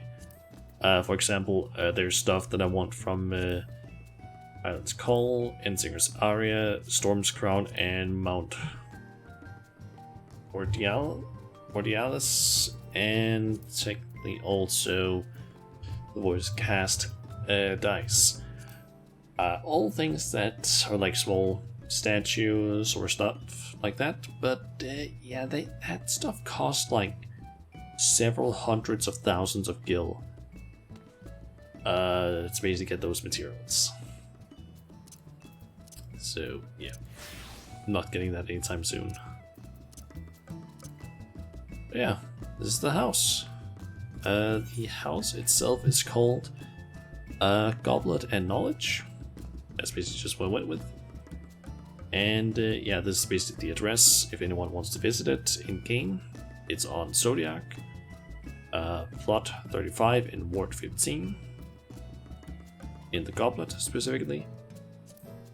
And yeah, the outside, this is basically the outside. We have a small garden with some plants. I should maybe just remove these plants because they don't serve any purpose right now other than just, I guess, looking a bit nice and sparkling. But I was basically trying to do some crossbreeding with some plants, but decided to just say fuck it because it was too much of a pain to do.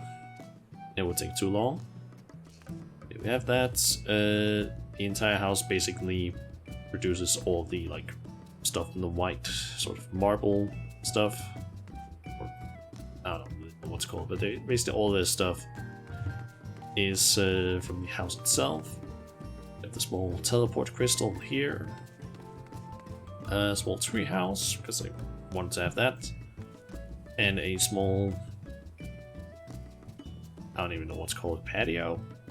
Might be the right word for it. It's just a small, so you can just sit, relax, see what gets. Actually, also fit. Originally, that thing was actually sitting over here. This garden was over here, but I felt like this actually worked a bit better. Yeah, then there's a small brick oven of sorts with some pizzas and some barbecue. And then we also have a small tree with a swing, my chocobo stall, and some supplies for that. A Heaven on High tower, which I think I just bought on the market board, because otherwise I would need to do a bunch of Heaven on High in order to get that. And then there's also a small bath back here, sort of secluded, where it's kind of hard to actually look up here. And you could take and get back here by walking from over there, but you can also just jump around here. But there's a tree, a small wall, and then we also have a Moai statue, because I thought, why the hell not? It's just silly. And that's basically everything outside. I think there's technically... Yeah, I can place one more item. I'm thinking of placing a... what's it called now? A target dummy out here, but there's a specific one that I want, and that one requires some materials that are not exactly common from a specific rate.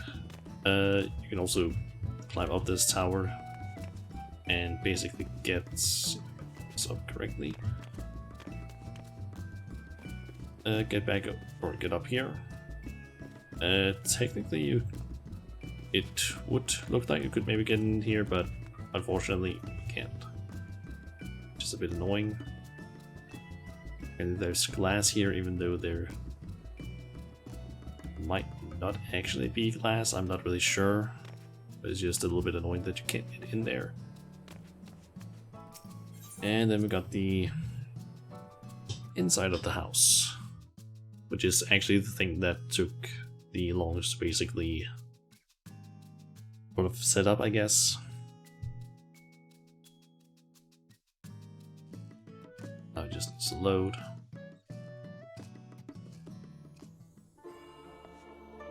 Okay, so the entire idea for the house is basically that it's or at least my original idea was a cafe with a library, and then that ended up evolving more to that, but also with a small, I don't know what to call it, like research-esque area, which also has a bunch of, I don't know what to call it, trophies, and then also a bar of sorts downstairs with a bedroom and small office. Yeah, here on the first ground floor, first floor, I don't remember what's usually referred to as. I think it depends on the country, but here on the main floor we basically have a small cafe sort of thing is have a counter here where my idea is basically that you go over, order what you need or what you want. I guess this is kind of a reception thing. I don't really fully know what to do, why I placed this here, but I thought might as well. I guess this could be for like if you have reserved seating or something like that. I don't know. There's a small area over here with a bunch of seating, a bunch of food, just decoration. I also have some aquariums around the place with some of the fish are actually kind of rare or a little bit difficult to get. For example, that one there and that one could be a bit of a pain to get. That one, for example, only has like I believe it's a 1 hour in-game window, so that's like 3 minutes that you can catch it. And it has some very specific requirements that makes it so that sometimes you might have to wait a week before the next window for it to be catchable is open. I was lucky to get it on my first try though, and that one I believe is that's the armorfish. That is from the Tremanian hinterlands. Took me a few tries. That one is from ocean fishing. It's nothing special, it's just the funnel shark. It's a bit weird. It looks like it's maybe parking in a way. This one is a semi-rare one. That is from the fringes, I believe. I think it took me like 4 attempts or 4 windows to get it. There's nothing special in this aquarium, it's just a bunch of fish. I'd even switch out the aquarium with the wooden one. This one, so this is a decently rare one. You can only get it from ocean fishing, and the windows for it are a bit annoying because when you basically it needs to basically catch a sort of specific fish, and once you get those fish, you can basically catch this one because you get a buff, but that buff only lasts for 12 seconds. So it's not easy. Yeah, back here we also have a small kitchen with some in there for like doing the dishes, a small place where you can like wash your hands when you get in, dry them, put on your apron and stuff. And then, yeah, just a bunch of food on the counters. Some different stations to basically cook at. A bunch of utensils and stuff. Ices. All sorts of things. Cookies that are being made, and some cabbage that's being cut. I guess a wine holder of sorts, I guess you can call it. And then back here we basically just have some vegetables, bread, cheese, large kegs, or yeah, kegs, some barrels, alcohol, and fruits. A bunch of different things. I guess we can show off some stuff up above. We have these two things. It's the Crystal Tower and Xanthus Throne. I think there's technically a few other things that I kind of want. For example, the Bahamut head, but that one's not easy to get. But yeah, you can basically right click on this. It does that. And the chair itself you can sit on.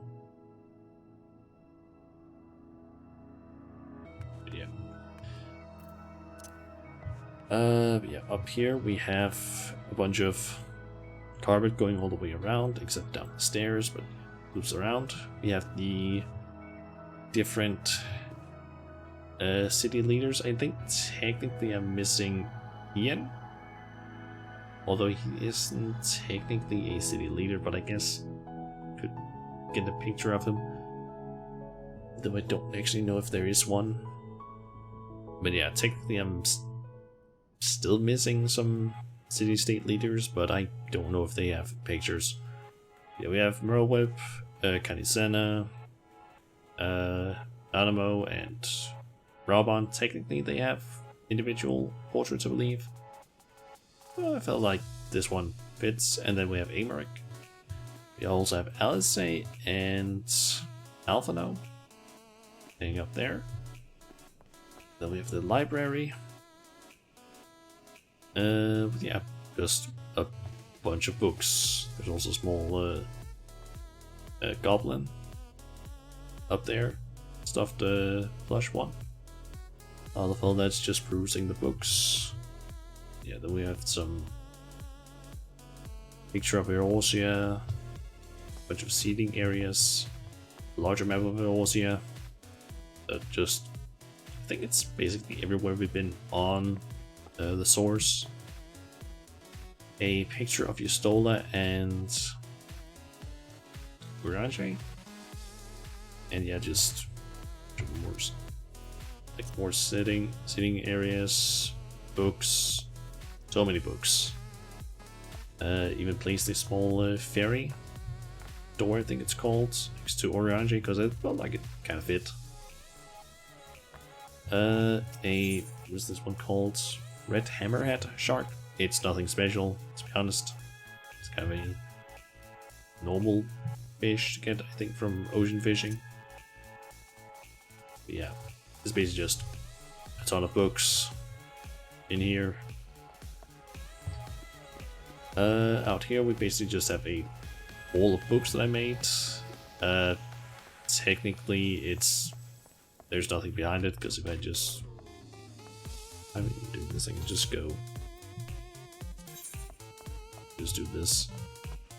But yeah, there's nothing behind here. It's just basically cover some empty space that I placed that.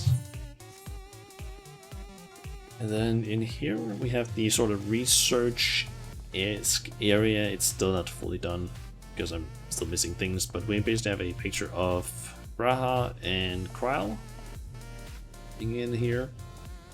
And then we have I think that's Shinryu's sort of picture of sorts, or trophy, to bookshelves, I guess. A painting of the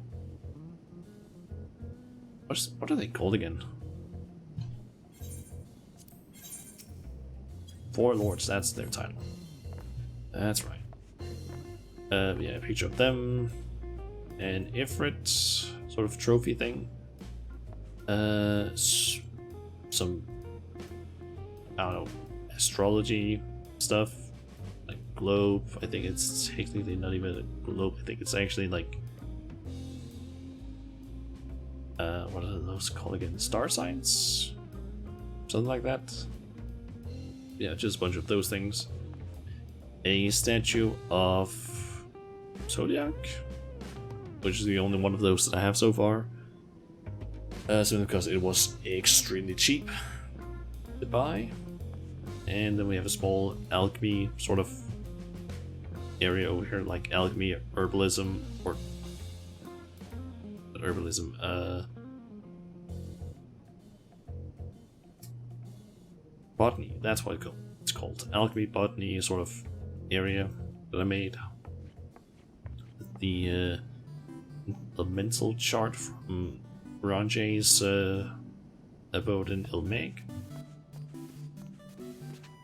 And yeah, that's basically everything up there. And then we have the bar area, which is probably the place that I'm actually the way most proud of, and I like the most. This downstairs area, but it is also the part that I worked a lot on. But yeah, we have some seating over here. A little bit more seating, a small place where you can play triple triad, small stage, the orchestrion, and then we have the bar. Some food, just sitting out. Could maybe put some more, maybe some. I kind of want to get some items called tankards, but those things are expensive. That's like 600,000 gil in game. Or that I need to pay basically in order to buy them from the market board, or I could potentially get them from submarine stuff from the FC. But I haven't been lucky with that, and I've basically been focusing the submarines on something else in order to get them upgraded more. So I haven't really been able to get any of those. We've got some more fish, a picture of Estinian, Thancred, and Tyler. Small painting or drawing and sketch thing that Alphino did of what is his name? That's Yukiri. That is, let's say, Kosetsu. That's what it is. Gideon Kosetsu. Have a small icebox thing here, which was a little bit pricey to get the materials for, but not too bad. Yeah, that's basically we got a small tap for beer, but right now it's just going on the floor. Yeah, just a few different things here. I did have to glitch some things up a bit higher because I wanted them to basically not be on the floor, but for some reason you can't put them on things normally. Basically this red keg and this thing here, you can't have that on the floor or on these things normally. You just can't, for whatever reason, even though it feels like you should be able to put them on, for example, this shelf or on this table. You can't. It can only sit on the ground. So I basically had to glitch that stuff up, which is absolutely ridiculous that I had to do that. That thing fits on a table, and the same thing for that. Yeah, I had to basically do some stuff with that. We got the not so secret door. Originally I did want it to be sort of secret, like things covered, but I basically scrapped that because didn't feel like it.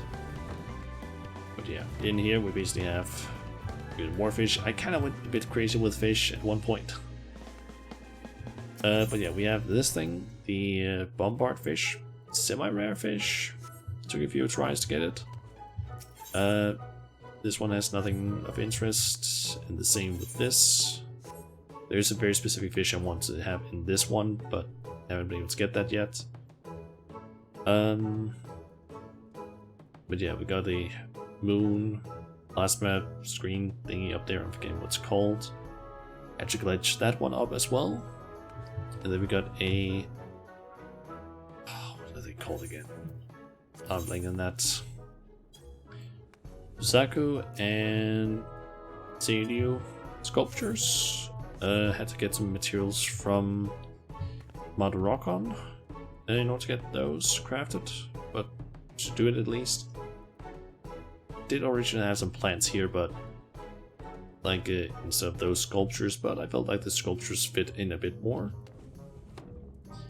I kind of wish I had some different doors, but don't really have that option, because if I wanted to, I would have preferred just normal doors with this sort of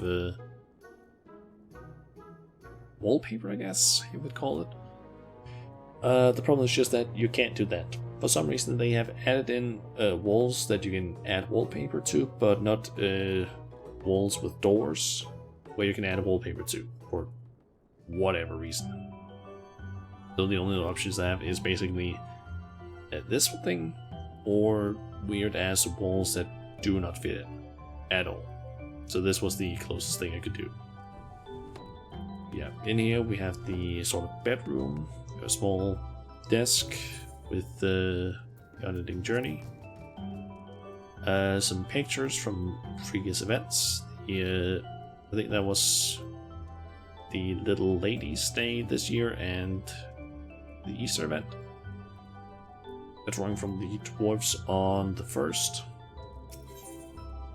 And armor that I'm actually surprised I can interact with. Didn't realize that. A small wardrobe, picture of Emmett and his trophy thing. Small fireplace and small rocking chair. Byako chair here, small Tsukuyomi doll and Eda doll. This thing, I have been thinking of maybe getting a chair here, but haven't gotten around to doing that. Some plant hangers that are actually part of this thing up here. And the reason why I have this thing is basically just so I could have this alarm clock. And yeah, then there's a bed that you can lie down in. Well, the problem is just that it's a little bit weird to get up into sometimes. But yeah, you can basically just sleep.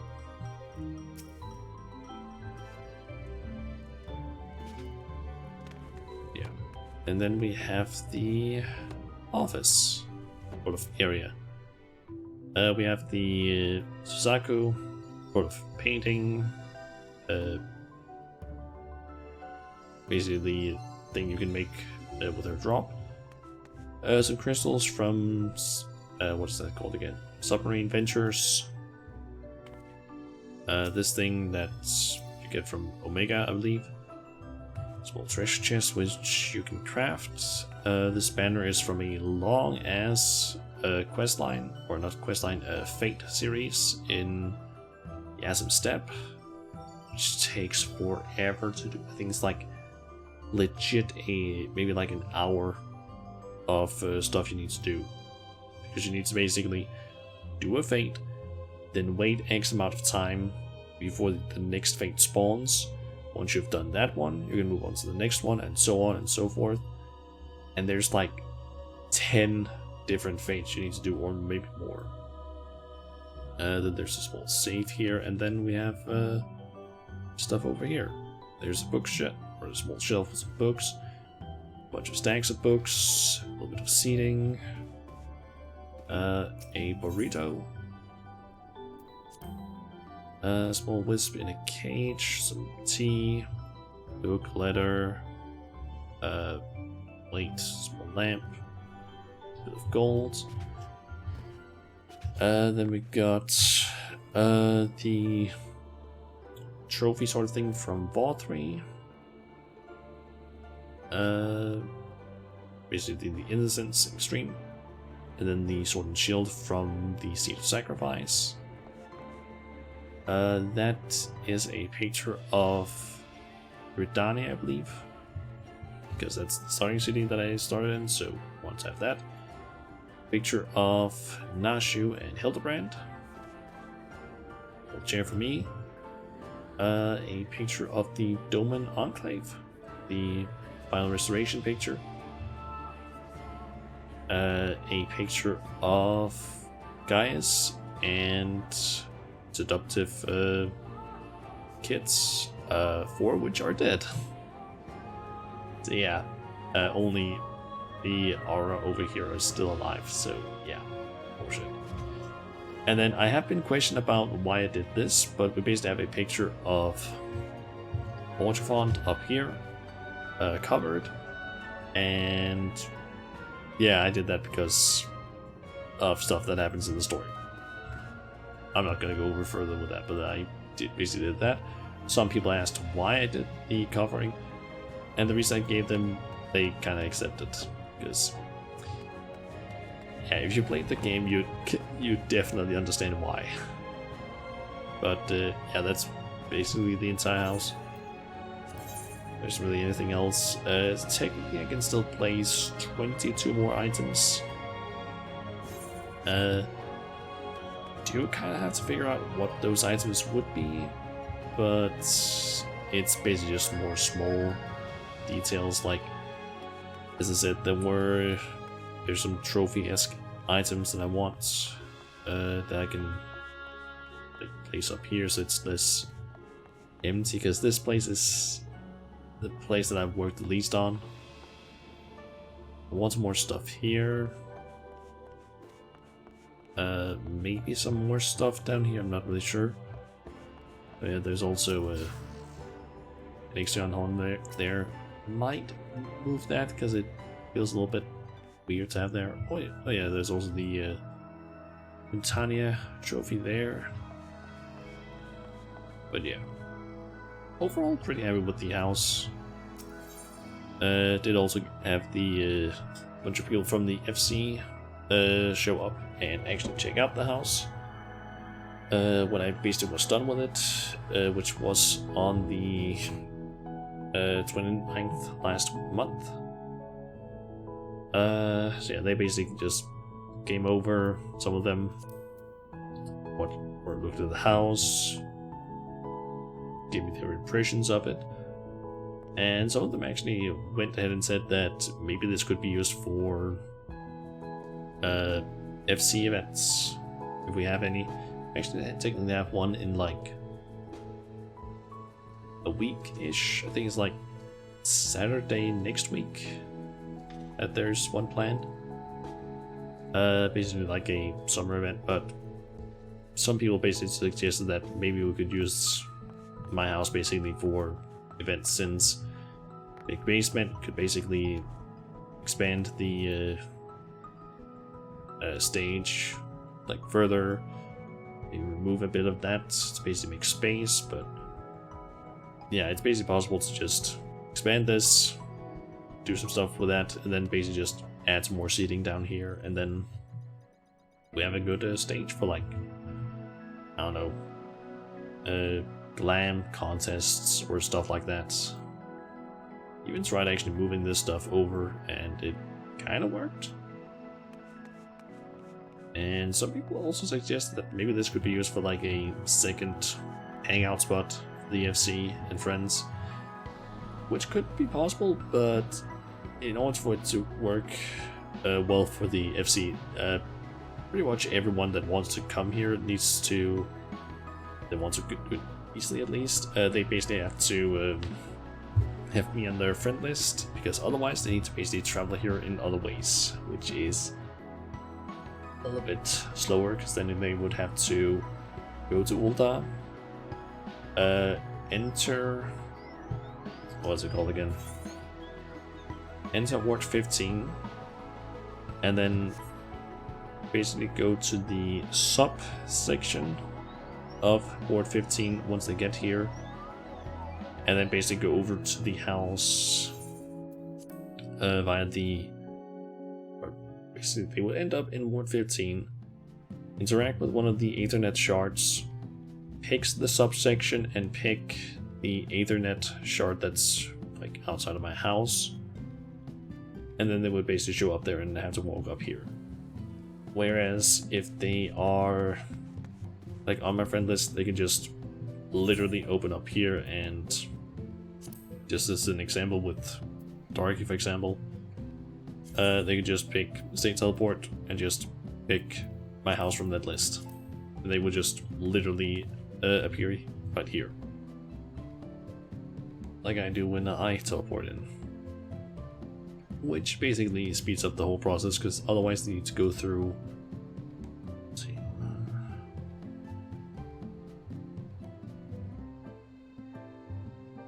I think it's like 3 loading screens, or loading time, basically 3 places where they need to load, because it would be loading into Ulda, loading into the housing area, and then loading into this spot.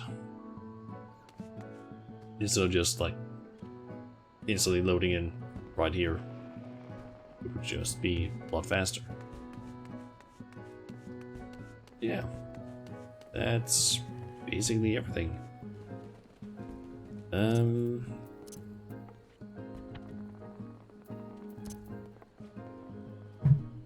Is there anything else I could actually sit and talk about? Oh yeah, I just remembered. FanFest. We basically had that 2 weeks ago, I believe it was. Which is basically like a massive, maybe not exactly massive, but it is pretty decently big event. Sort of convention for Final Fantasy players, which this time had a raffle of some sort for some reason. But yeah, where there was some pretty big announcements during that, which I actually didn't know were gonna be announced. At least not at this FanFest that we had, because there's 3 in total. There's one now, then one in October, November-ish, and then one in like the start of 2024. But yeah, they basically announced the next expansion during this FanFest, which is coming out next year, and also gave us a decent amount of different information. So yeah, if I had actually known that they would have done some sort of announcement with that, I might have actually streamed it, because they do allow for basically that sort of stuff. So I might do it for the next one if I'm able to. But yeah, I guess we could maybe watch a bit of the stuff from it.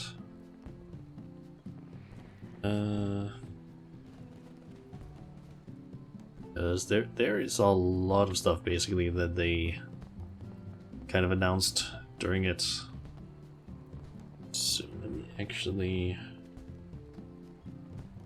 do something.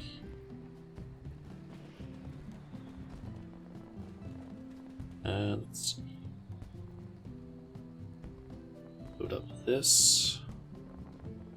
This thing does need to be scaled a little bit more because currently it doesn't show the right stuff. But yeah, this is basically the trailer for the next expansion, Dawn Trail. I guess we could load that up and watch that. I just need to get...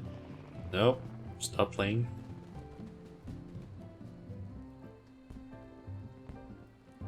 Okay, I need to... No, not like that. Basically expand this out a bit. Let's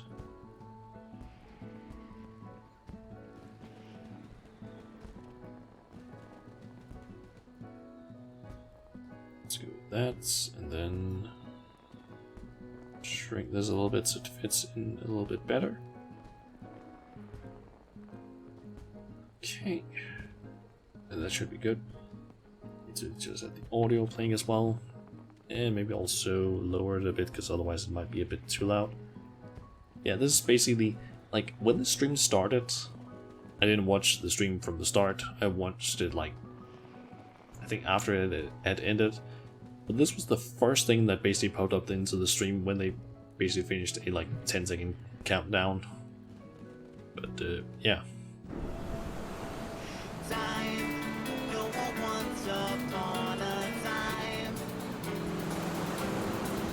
And this is not even the full trailer.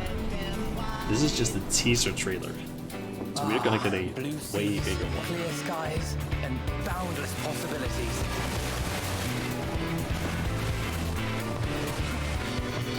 I dare say our destination will soon be in sight. Enjoying yourself for a change? Already this one, this teaser has some people at least very hyped for the next expansion. And I almost immediately knew, before they even said where we were going, I almost immediately knew it. Just from this. That's a Mawulja. There is very few places that we know of where Mawulja exist, as far as I remember. There is... The only places we have seen them in-game have been in Upper La Nausea, in a very few spaces there, specifically inside Wanderer's Palace, and then we've seen them as part of the Blue Quest, or Blue Mage quests, where we are specifically told that the Mawulja is from the same place that Blue Magic originates from, which is the New World. So as soon as I saw the Mawulja there, I was like, we're going to the fucking New World. Which we are.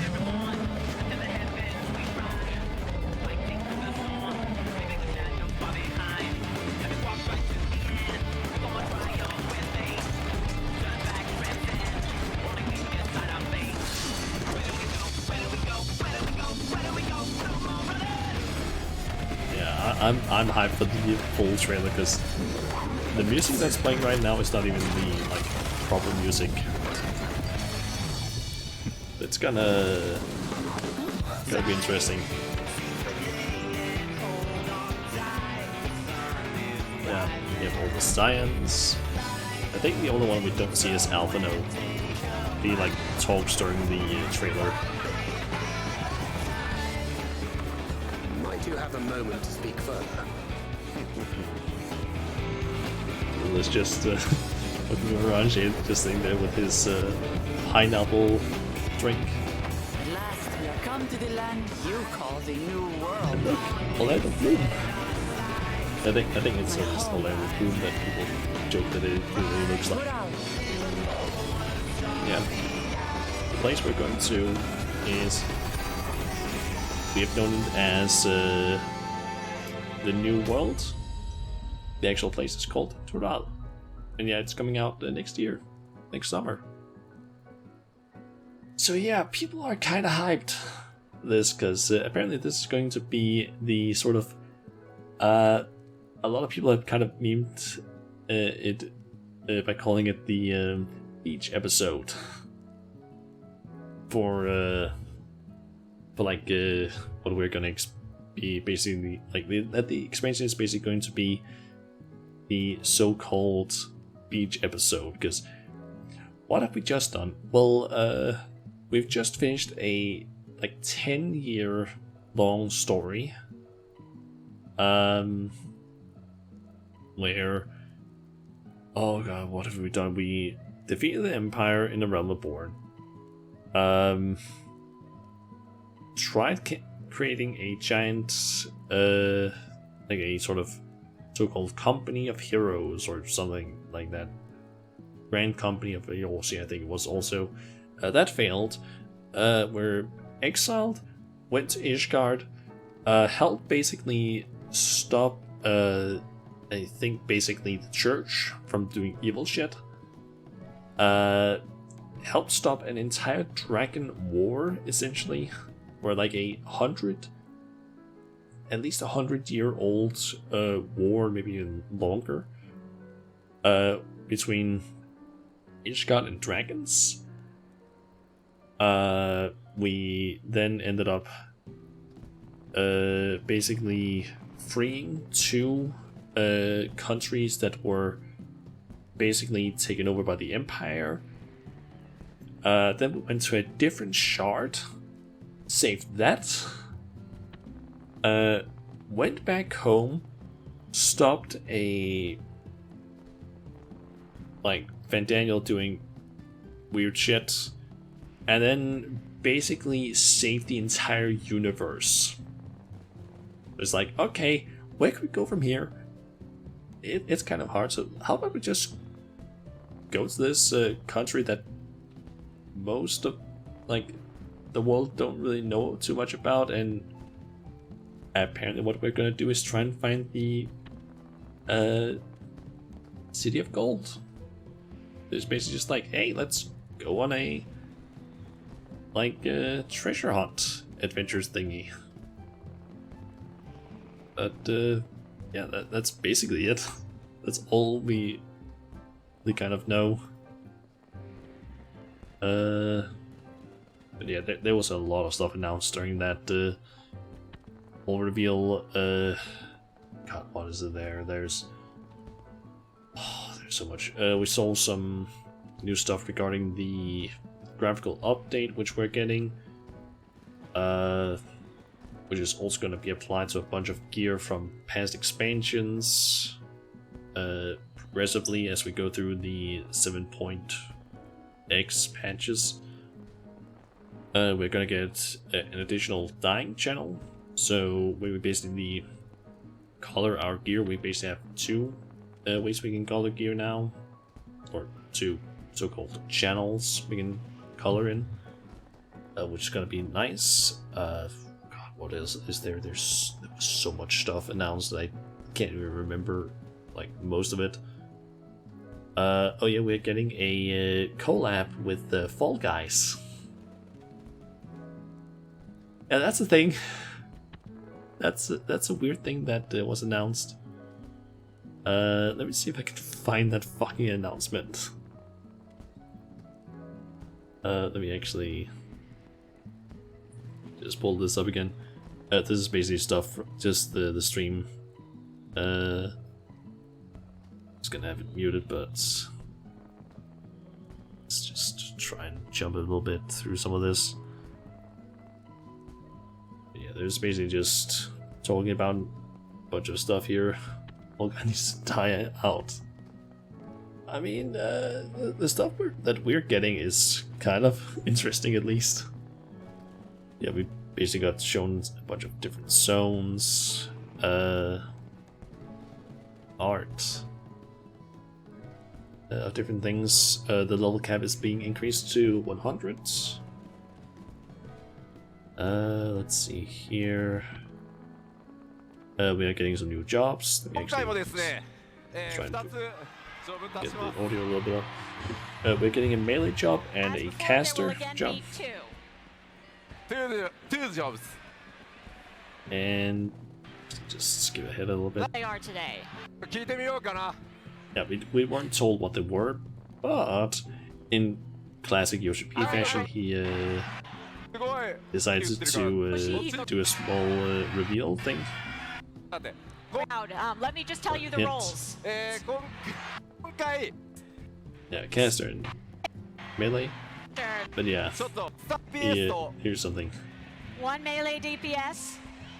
He basically does a small hint, which he Ranged usually magical does. DPS. ちょっと暑いから脱いでいいかな It's really hot. I gotta take off this overshirt. Here's basically the hint that we get at what jobs we're getting. It's a Teenage Mutant Ninja Turtle shirt.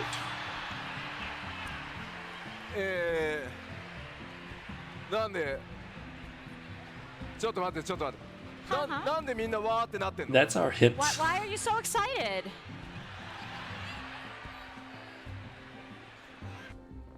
Basically, Yoshi P apparently has a tendency of every single time there's a new job announced.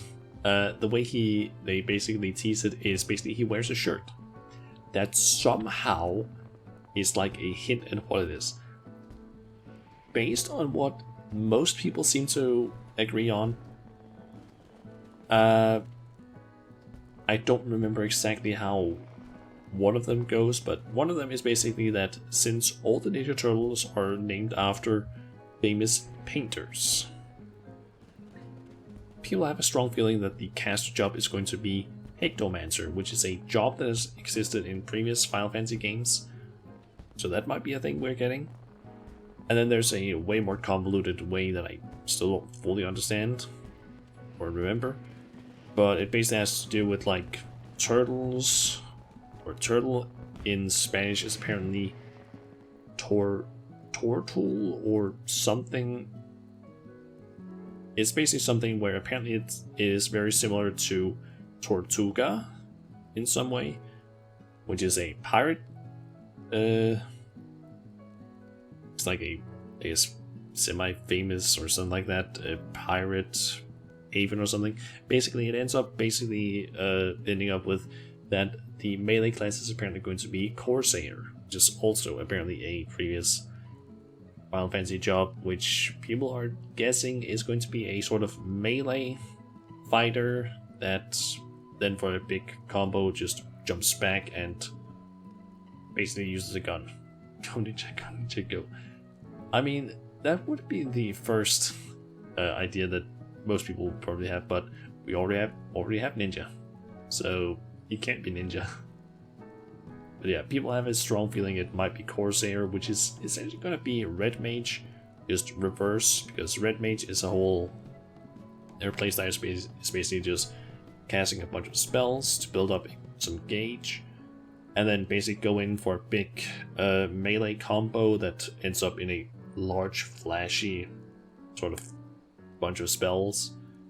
Where the idea for Corsair, what people are assuming at least it would be, is basically do a bunch of melee combat and then basically just pull out a gun or a cannon or something like that for like the big finisher or something along those lines.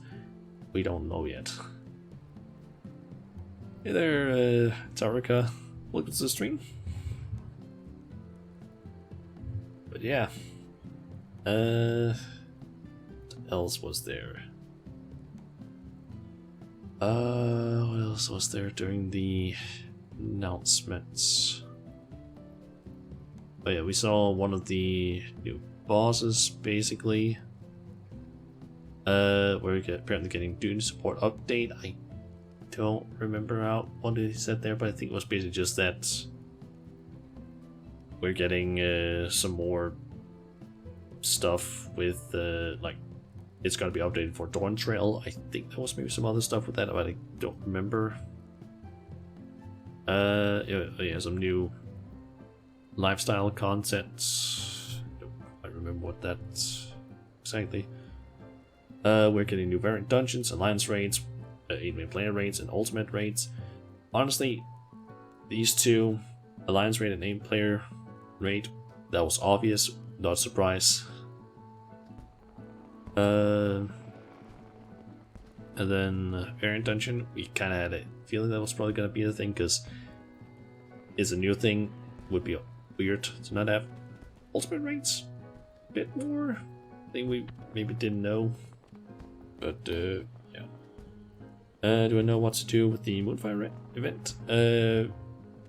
Yeah, I've already completed it.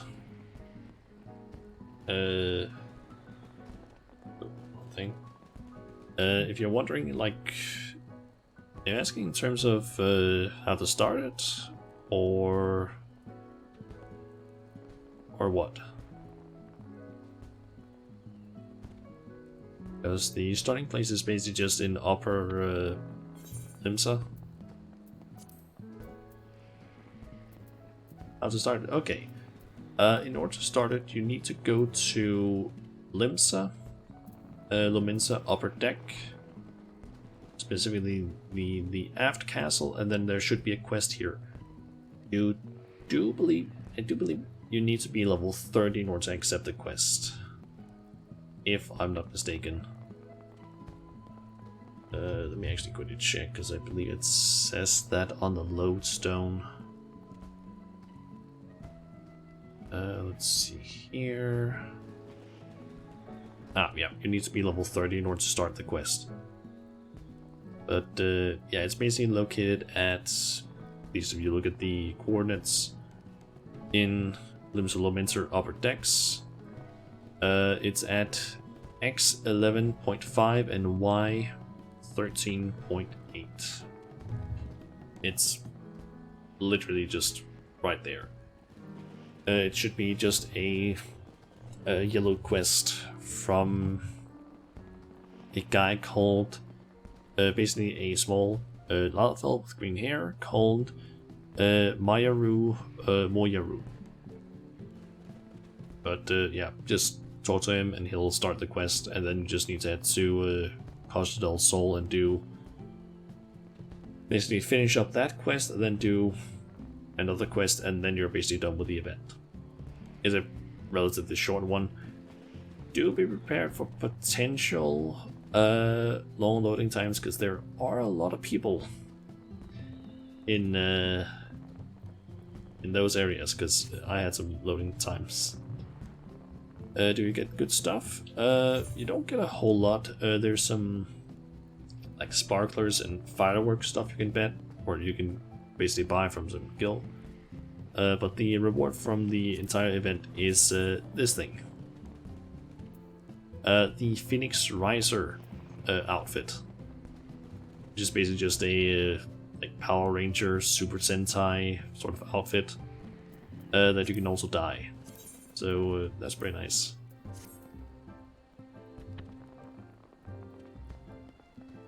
But yeah, that's basically the reward from this year's event. I know that people from my FC have already talked about basically all of them using this as their glamour for their next raid that they're doing, because they have a static. But basically all of them dressing up and then maybe having like different colors, so it's like 8 people going in just full like Power Ranger mode. But I don't know if they're actually gonna do that, but personally I feel like it's a decent set. Might not be used by too many people, but it's not bad at least. And the fact that you can dye it is pretty nice. Some people might have wanted maybe it to be like separate pieces, like this part, so that you maybe had the like boots, pants, chest piece, and gloves, but I feel like it wouldn't work that well otherwise. But yeah. I hope that the Regalia event comes back soon. I feel like a lot of people might want that because I know one of my friends really wants to do that event because he has played Final Fantasy XV. But he kind of was dumb and didn't actually do the event back then. Meanwhile, me that hasn't played 15 did the event and got the car, which he is kind of a bit sad that he didn't get. Yeah, I'm just happy that I actually ended up doing the event because it's a cool ass mount. Plus, it wasn't even that hard to actually get. Plus, it's also a 4-seater, which is nice. But now I basically end up just running around with like several 4-seater mounts, like this one, and what was the other one that I got? Where is it? Where is it? Ah, there it is. Blackjack. The giant ass airship that cost like 4 million MGP in order to get.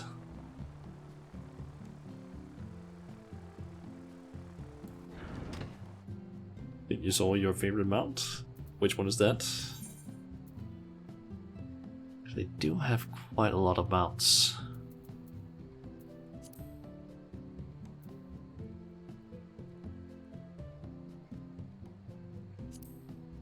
But I don't really use a ton of them, to be honest.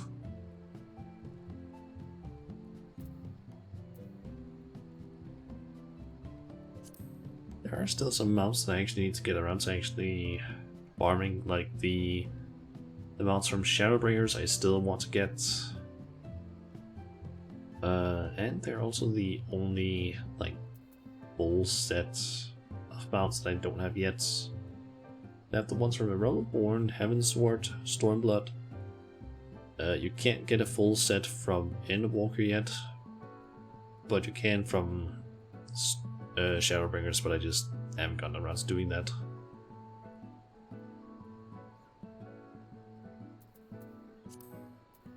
The Namasu one? Ah, yeah. That one. Where is it again? Ah, yeah. The Mokushi.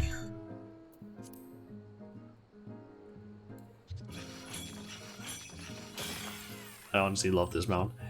It used to have it on my favorite list, but I kind of removed it mainly just because I don't know why. I like the mount, but I think it was maybe the sounds from it and just the, I don't know, the shape of it kind of annoyed me when I was just going around just mounting up.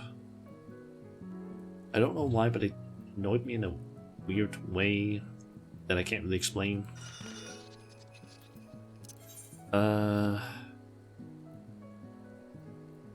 Yeah, overall I really like the mount just because of, in a way, how silly it is. Which mount makes me proud? I feel like the mount that I'm probably the most proud of, just because of how like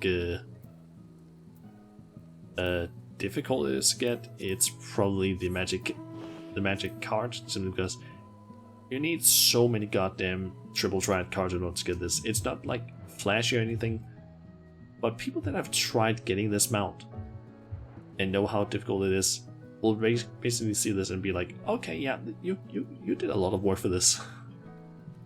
Because you can't just farm this one easily. It takes a while. And also a good deal of luck. Is the Namasu mount hard to get? Not really. You just need to basically do a bunch of dailies for the Namazu once you unlock them. Granted, the Namazu questline does have the weird thing that they did with, at least I seem to remember that it has the same weird thing that they did with the Mughals, where you need to do like a specific questline of yellow quests, which is not obvious that you need to do those in order to basically unlock the Namazu questline or the Namazu tribe quest. But actually getting the mount itself is not difficult. Namazu is Stormblood? Yep, they are. Namazu is in fact from Stormblood. Alongside the Kojin and Anta, which are two other tribes that you basically end up dealing with. But yeah, the Namazu is basically the crafting and gathering tribe. I think at least they're the crafting and gathering is the Namazu.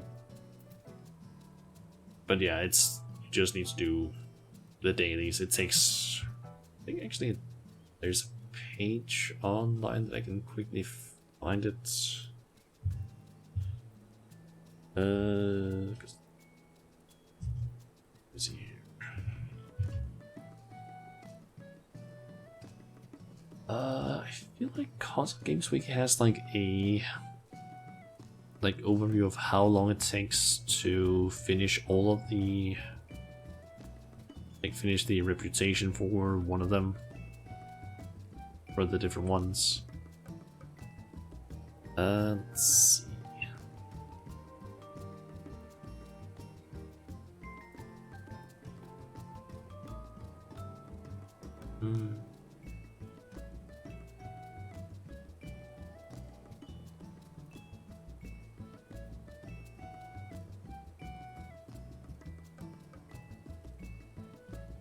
Let's see here how long it takes on this page.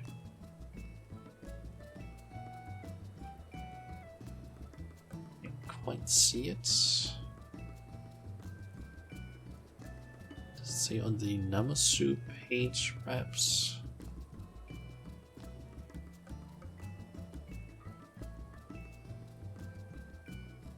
Nope, it doesn't. You're still on the free trial, and you heard Stormblood is gonna be free in October. Yep, it is. Once patch 6.5 drops, which is in early October, Stormblood basically gets added to the free trial, which is massive. There is so much content in that expansion. Like, of course, there's the whole main story quest line, but there's also like the raids. There's ultimates that you can end up doing. There's 2 ultimate raids available in Stormblood, which is some of the hardest content you can do. There's an entire area that is only available after doing the main quest called what is it called again? It's called Eureka, which is basically tied to your relic weapon, which is 4 zones of just a ton of grinding. Personally, I'm maybe not the biggest fan of Eureka. They kind of made a, in my opinion, better version of it in Shadowbringers, but it's still a massive area where you can spend a massive amount of time just getting stuff there. But yeah. Just yesterday you finished Stormblood or Heavensward. You're now in post Heavensward now. Okay, nice. Talking about farming Eureka Relic. Yeah, the Eureka Relic is a grind. One of my friends didn't exactly do the Eureka grind, like for the relic. He specifically did a ton of grinding in Eureka just for the armor you can get in there, because you can get this sort of pretty cool sort of armor that glows in different places. But yeah, the armor from Eureka is pretty cool. It's seen as kind of a also standard symbol because it takes a while to get. Is it worse than ARR? I don't actually know if I would say it's worse of a grind than a Realm Reborn. Let's see.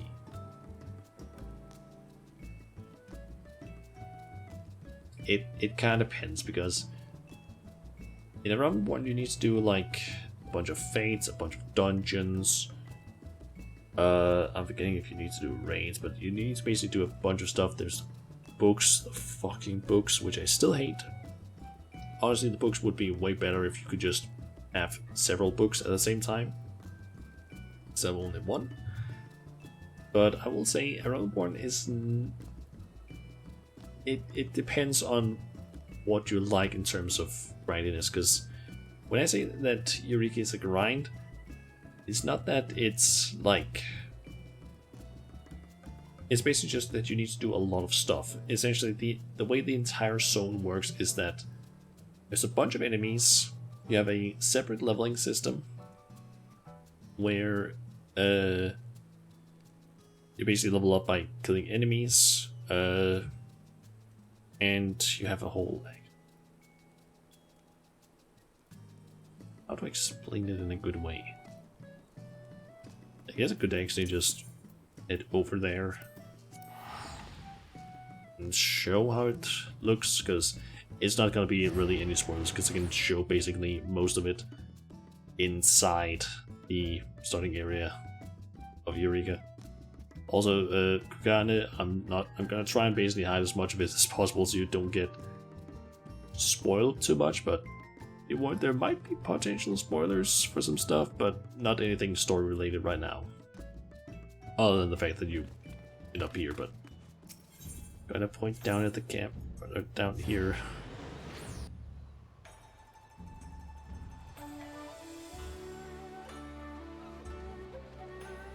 Yeah, Eureka basically has 4 areas, which it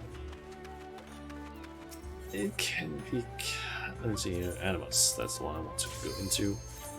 Yeah, the whole thing has a separate leveling system, but you can't enter unless you're level 70, I think. I'm not entirely sure what the level requirement is. But yeah, there's basically a separate level. Each of these areas have a max level you can get to, and if you are basically above that, your so-called elemental level basically gets synced down. So for example, in this area called Animus, it's the max level is level 20. You have this elemental gauge thing, which is something called the Magia board of sorts. You basically end up getting these magicite throughout doing the quests, which you can basically place into this thing, which just boosts certain things. It basically just boosts your effectiveness against certain elements, because this area has elements.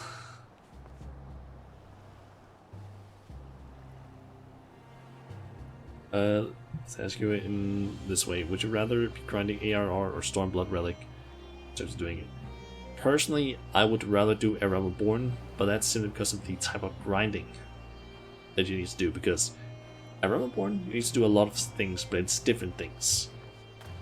In Eureka, what you need to do is basically level. In order to basically progress each step, you need to hit max level in the area, do the quests. I fucked up by basically hitting max level and not doing the quests at the same time, because I wanted to basically do all the quests at once on stream. But basically you need to get to max, or basically just do the quests that will unlock stuff, And then you just need to grind a ton of items in here, and you can only get them from in here. And the way you can get those things is basically kill a shit ton of one specific enemy in certain areas here that are called specific things that appear also depending on the time of day and sometimes also the weather. Killing enough of the enemy will basically spawn a so-called notorious monster, which can basically just be seen as a boss fate. And killing that fate, or completing that notorious monster, will basically give you a currency, and that currency can then be used to basically upgrade, or basically get high levels of, what do I call it? I'm a blank on this. Yeah, the different gear basically. What relics do I have? Oh god. I think I have 3 of the Realm Born relics maxed out. Actually, just head over to a retainer thing because I have them all stored there. But I think I have 3, I believe. Realm Born relics. Then I have, and this is basically just relics that I've finished, but I think it's 3 Realm Born relics, and then I think it's 5 Heavensward relics, and then that was the wrong one. Alright, let's see here. I have the full Paladin one for the main relics. Not some of these are not necessarily relics, and they're not maxed out either. But I have gotten a good deal of relics at least. Basically, for the Realm Born stuff, I've done all of them at least to this step where you have to turn in the 12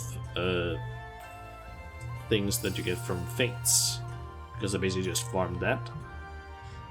Let's see here. What is the? I'm forgetting what the. Oh yeah, it's Seda that they're called. I'm just gonna quickly do a search here. Item search. Wait, yeah, I have 3 Realm Born relics maxed out. That is the Ragnarok, aka the Warrior weapon. I have the Dragoon weapon, and I also have the Ninja weapon. Then for Heavensward, it is, what are those called again? Here are the Lux weapons, where I have the Paladin relic fully maxed out. I have the monk weapons. I have the Dragoon weapon, and that is the summoner weapon. And I think that was all of them. Oh no, wait, I also have the Dark Knight one, which I got recently. They are their own worn relics, look the best out of most relics you saw.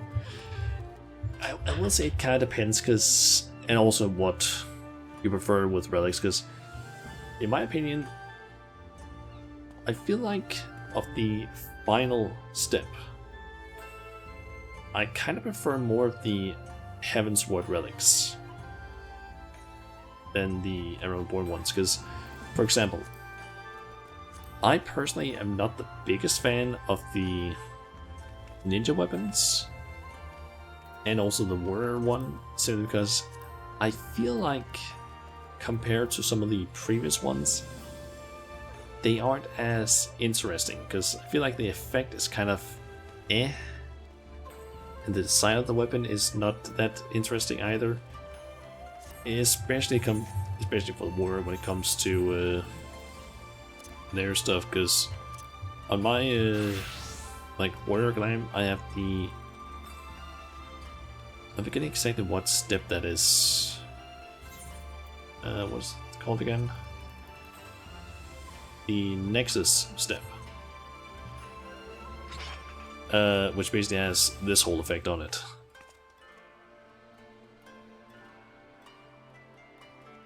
Which I kind of like. I used to basically just go with the version that just has the blood, but I will say this, later on, this weapon, if you basically end up, I think it is in Heavensward's patch quests, you're gonna suddenly recognize this weapon. That's all I'm gonna say. But yeah, this weapon is basically one that a lot of players that have played past Heavensward will basically recognize. But yeah.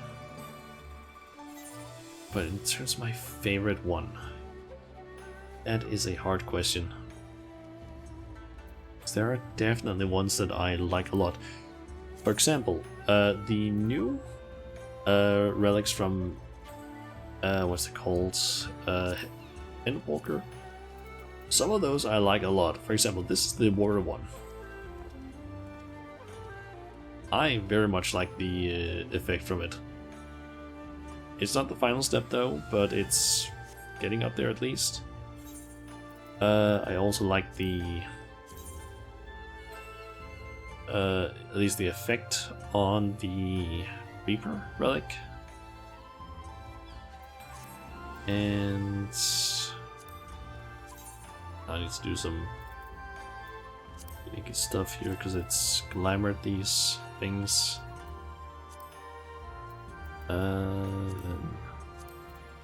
It's not the final step though for these. Oh, thing. This is the second relic step for Paladin, for example. They're not bad, at least. Endwalker ones used to get, yeah, they are extremely easy. People are actually kind of annoyed at how easy they are, because literally all you need to do in order to get the relic weapons in Endwalker is, for the first step, in order to get the relic, you need 1,500 elegant tombstones of causality, which you can farm relatively easy. In order to get step 2, you need 1,500 tombstones of causality. For step 3, guess what? 1,500 of those again. So currently you need 4,500 elegant tombstones of causality in order to get all of them. Granted, you do also have to have done all, and I mean all of, the Hildebrand questline in order to basically get to the relic weapons. That means you need to have done both the Realmborn, Heavensward, Stormblood, and depending on what step you're at, the Endwalker Hildebrand questline in order to basically get the Mandeville relic weapons, as they're called. So yeah, sounds easier than Heavensward. Yeah, it is a lot easier. Granted, I will say a lot of players seem to be a bit disappointed with them, because like a Realmborn it's boring to get, because you just need to do a bunch of content, a lot of grinding for like light and fates and the goddamn books, but it's not terrible overall, but it is a bit of a grind. The Heavensward ones, you need a lot of stuff. You need a ton of stuff, but you can basically passively get those things slowly, and then there's a few things that you can't, but it's not terrible at least. Just to mind being easier, just want the cool looking weapons. Yeah, I just think some players, or decent amount of players, kind of wish that there was more to it, because it feels almost too easy. And in previous expansions, there's basically been a lot of stuff you need to do in order to get them, which basically made it so that players had more stuff to do, which we don't really have now because we don't have the relic step. And for example, both Stormblood and Shadowbringers had entire areas completely dedicated to the relic weapons. For example, Stormblood, as I said earlier, has Eureka, which is it's 4 areas with a ton of stuff you need to do in there in order to basically upgrade your relic weapon. So you basically have that entire area to just fuck around in and do stuff. And then in Stormblood, or not Stormblood, Shadowbringers, you have an area called Bosja, which is basically has 2 areas that are tied to that, with a ton of content, basically 2 like massive raid sort of things as well included. I think the Eureka also has that, but that's at the very end. But there's also a ton of stuff you can grind in the Bosja area. But yeah, that's an area people's like. And Bosja is also an area where if you have a level 70 character, or a level 70 class, and have Bosja unlocked, which of course you need to be level 80 in order to unlock that, Bosja is apparently the fastest way to level from level 70 to level 80. And if you pass that, if I'm could be wrong on that, but it's at least good from 70 to 80, as far as I understand. Is Shadowbringer Relics difficult? I wouldn't say difficult, just time consuming. Because some of the steps require a good chunk of, I would say, kind of grind in a way. Let me just quickly try and load them up, because I haven't finished any of those yet, but they take some time. Basically, in order to get it, first you just need to have, what is it? I think it's 1000 poetics in order to buy some stuff. That's the steps easy enough. Second step, you need 20 of 3 different so-called memories of the dying, which is 20 of the tortured version, 20 of the sorrowful, and 20 of the harrowing. In order to get those, you either need to do stuff in Bosja, which are basically like sort of Fate-esque things, kind of like in Eureka. You need to do those. Enemies can also drop them and stuff. Or, where basically there it's only like a chance, or you can do Fates in specific Heavensward areas, where it's guaranteed to drops them. Which I kind of like, that you can also do stuff outside if you're not the biggest fan of like Yuri or Bosja. But it's a bit of a grind to get all 60 of those, so that means you need to do, if you want to do it outside, you need to do 60 Fates in Heavensward areas, which can take some time. The step after that, you need to basically get 6 bitter memories of the dying, which you can get from level 60 dungeons, once per day from the Doodle Roulette level. You can get it from level 60 dungeons. You cannot do it unsynced, you need to do it synced. From the Doodle Roulette leveling, once per day, or from random drops in Bosja. So yeah, that's a thing you need to do. The step after that, you need to get 15 loathsome memories of the dying, which you can either do a thing called Castrum Lacusatorium, which is a special dungeon raid thing that is on a special timer inside Bosja, where the final boss will get 5. You can clear any of the Crystal Tower Alliance raids for 1, or you can complete so-called critical engagements in Bostia for a chance of getting 1. Most people just seem to either spam Lagus Latori when it's up, or just spam Crystal Tower. Then there's a small quest you need to do 1 time, where you need to get 18 of 2 different other members of the Dying. 1 is only dropped from the Heavensward Alliance raids, and then there's also the other one which you can get from the Stormblood Alliance raids. Or you can do fates in either Gerbania or Othered in Stormblood, which has a apparently 66% chance of dropping it. It's a whole thing. Also, the raids apparently give 3 of each. And there's another step where you need to get Time Worn artifacts, which have a chance of dropping from Palace of the Dead. Or you can do Deliberate Reginate, which is a raid thing, for 3 every run. Oh god. What is next? Then you need to do like 3 quests where you need to get a shit ton of items also. Basically, this one has so many items you need to get. 1, and basically, there's so much shit. You basically need to either do things in,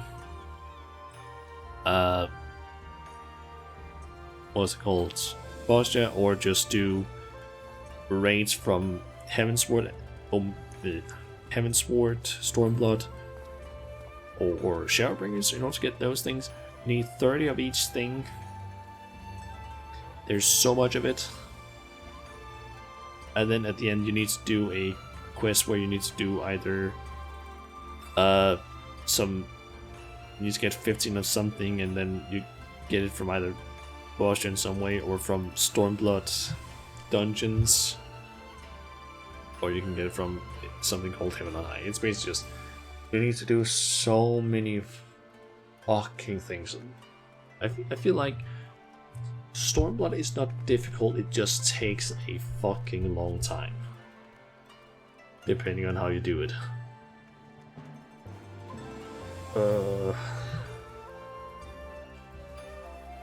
Yeah, I personally feel like Stormblood is probably, or not Stormblood, Shadowbringers is probably the one that takes the longest, but it depends on how you do it.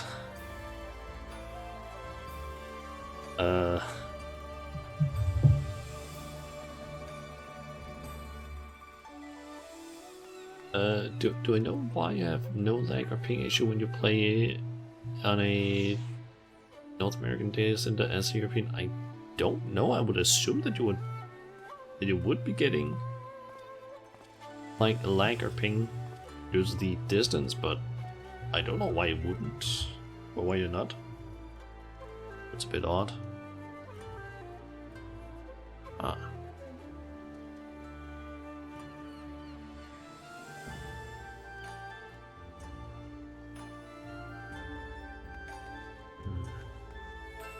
I don't really know what relic I actually prefer the most, because I think maybe like I don't know what relic I like the most in terms of looks, but I feel like overall I kind of prefer the Heavensward relics, at least when it comes to the final steps, because some of the relics kind of have some things about them that I'm not necessarily the biggest fan of. I seem to remember that the Eureka ones have some, like the effects on them I'm kind of like about. Plus I don't really like the Eureka that much. The Shadowbringer ones, which are also called the resistance weapons, some of them I like, some of them I don't like. The Zodiac, aka Arrow Reborn ones, for from what I've seen, most of them I'm kind of like, at least with the last steps, they're not really my cup of tea. I usually prefer some of the earlier steps. Manual weapons, we're not done with those. We still have, I think it's one more step, which we're getting in 6.55, I believe, maybe even earlier. Yeah, Heaven's Ward relics are probably what I prefer the most, since they aren't too much of a pain to get, at least personally, and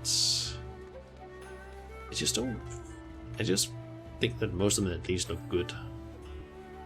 And I also kind of like the fact that the second to last and last step are basically the exact same weapon, but just the effect of the weapon is like different. So if you prefer one color over the other, you basically just switch, which I kind of like.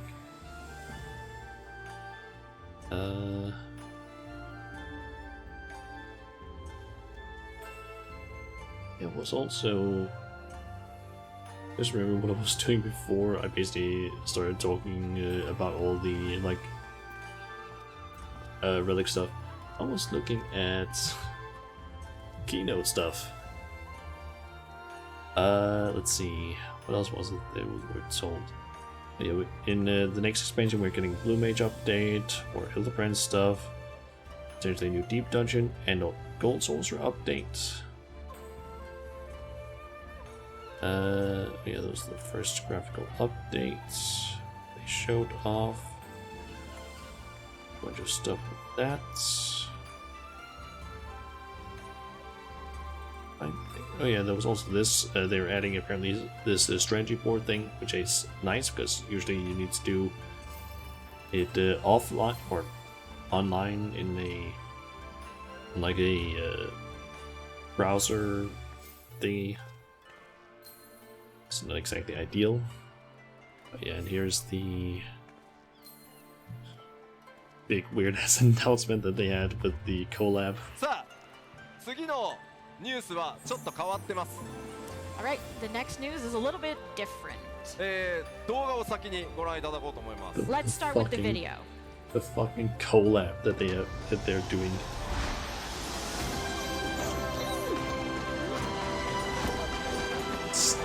I'm still just like, why?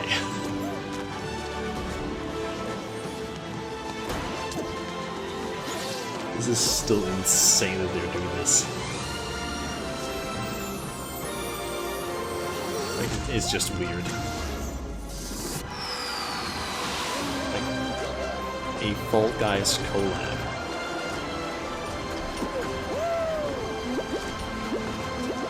Fall Guys is basically just getting a bunch of costumes.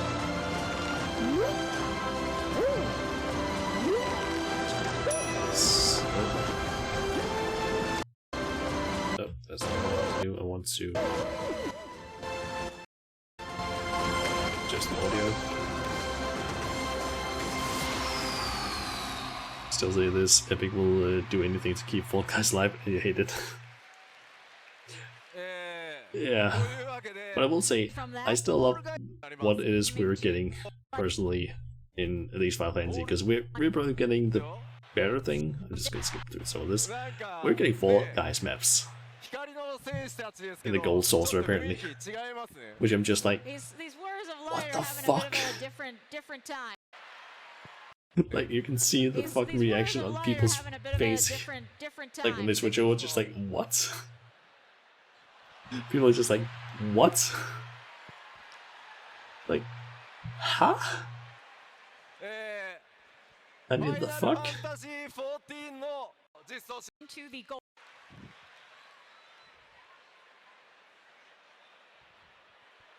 Go Sunshine Savior, yep. Like, if you, like, a year ago, showed me this picture and said Final Fantasy is going to have a crossover with Fall Guys, I would be like, what the fuck are you talking about? And I'm just like, Okay. できる限り This is apparently a thing. X 期間中にゴールドソーサーにてプ Yeah, レイ we're 可 apparently 能な予 getting 定で in す the We're not sure the one of the details. smaller patches after 6.5 comes out.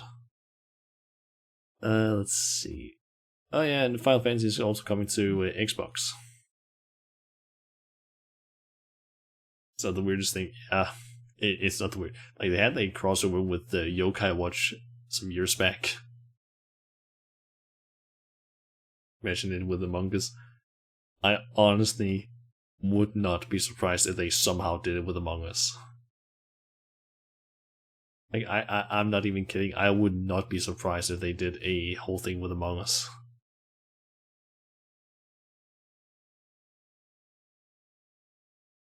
Oh yeah, and then they had the basically the live letter stuff. Here I don't remember too much of it, but that was basically just a bunch of things that they talked about. It was another thing that they mentioned that there's like 2 dies per gear piece. That is a massive thing. They could just reveal the next event for 2024.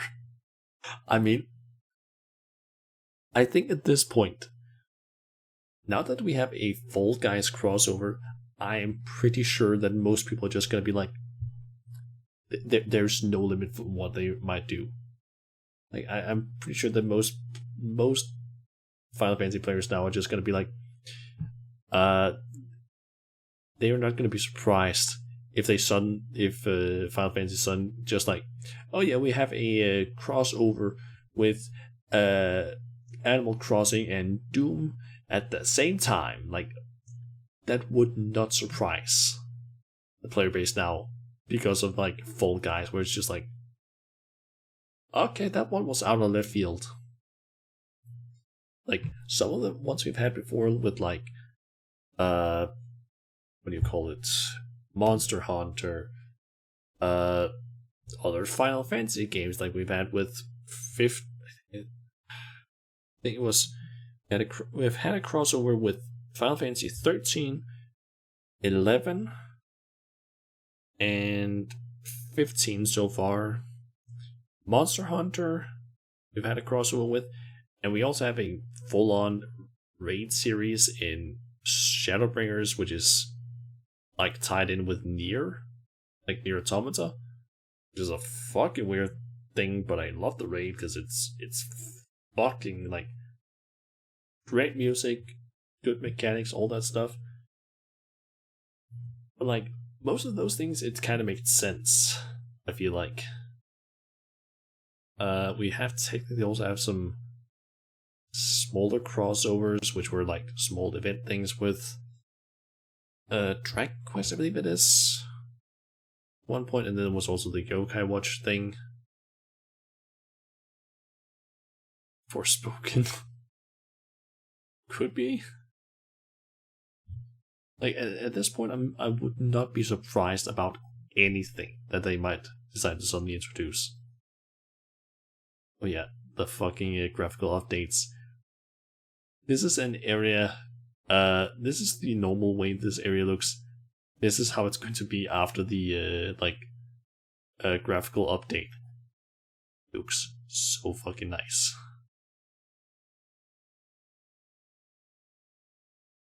But yeah, they're doing a lot of stuff with the graphical stuff or graphical update. I actually get it so that I can see. Going to talk. So please the characters forward. Oh yeah, here's basically a showcase of it. In terms of like it just looks way better.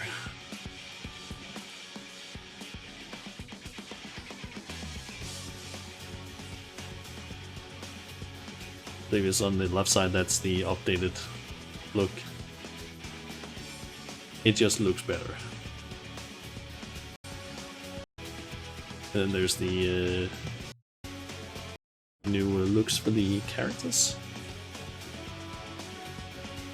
And there's your updated. Like it's not massive updates, but it's like The hair looks a bit better. The faces are not as sort of, I guess, bland, I guess.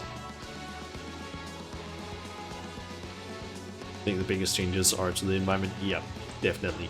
Like, in terms of the look for the characters, it's just small things. It's not massive things, but you can definitely see some updates at least.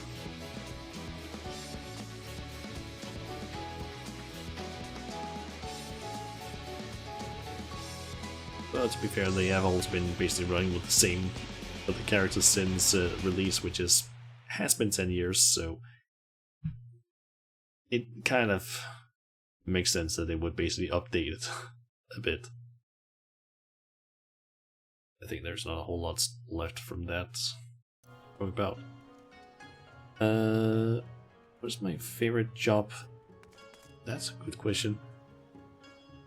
I think currently my main job would probably be Reaper, since it's just the one that I'm most used to playing. And it's also one that I have the highest item level on.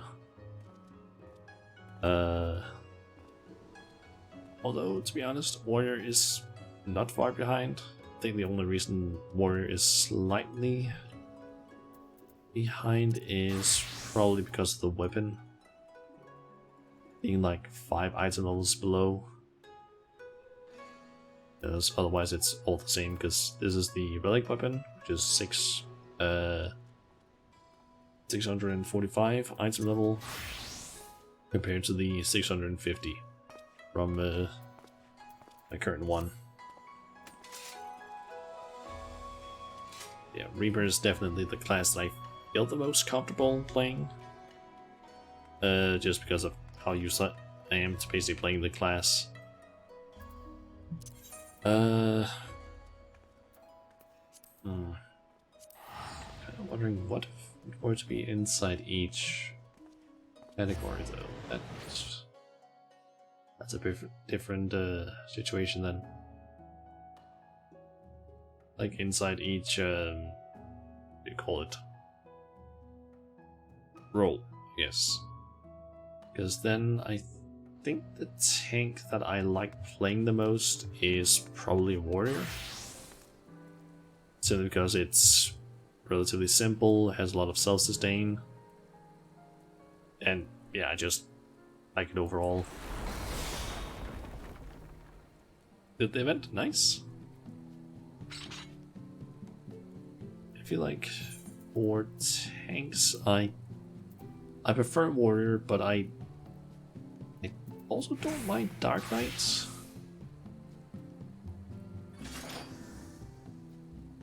I don't mind Dark Knight, but I haven't played it a whole lot past, I think, level 60 or so.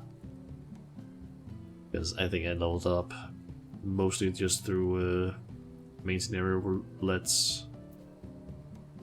Of the healers, I think it would have to be either White Mage or Sage. Granted, Sage I have not played a lot past level 50 either, since I mainly just leveled that up through main scenario roulette as well.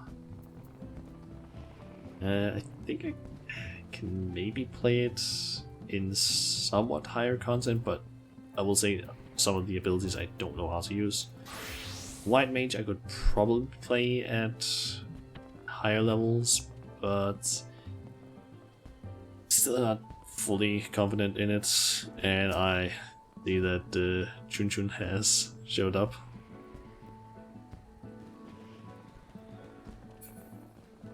But yeah. Physical range DPS. I think it would probably have to be Dancer.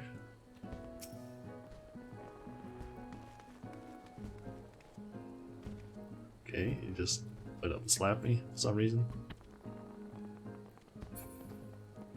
Yeah, Dancer is probably the physical ranged class I like playing the most. Because I kind of understand how most of this stuff works. Still don't really know how improvisation works fully, but Yeah.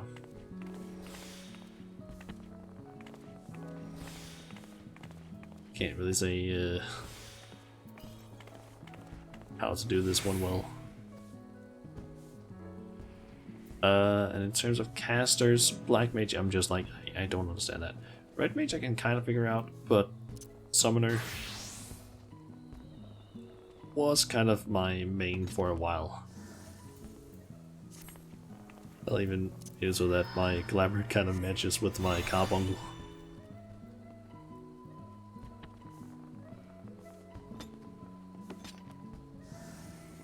Yes, Summoner I definitely like, but I feel like certain classes I prefer more when they're like past a certain level. For example, Reaper I absolutely fucking hate playing when I'm not level 70 or above. And I honestly really hate not playing it unless I'm level like 90, because holy shit, there's so many things that I'm missing. Like 72 is like probably where I would prefer being at if I play Reaper, because then I at least have Arcane Circle, I can do a bunch of things. I also prefer playing possibly at level 80 because then I have Enshroud at least. And I kind of also just like level 90 because then I have Communion, I have my finisher and everything. But I think it's also because I'm just so used to it. But if I end up in like, oh, here's a level 50 dungeon I'm doing, it's like, oh great, I don't have any of these two. I have my normal combo, I have AoE combo, and then I have Bloodstalk. That's it. I don't even have Gibbet, Gallows, or Guillotine. I have nothing else. It's literally just, okay, do single target, keep up a death's design on the enemy, use Bloodstock when I have 50 soul gauge. That's it. Super boring. Summoner, as long as I have Bahamut, which is at level 70, I'm good. If I have my big ass dragon that can just blast shit, I am happy. I don't have a target dummy, so I can order this one. As long as I can just go like whoop whoop and just fucking do orbital lasers, I am happy.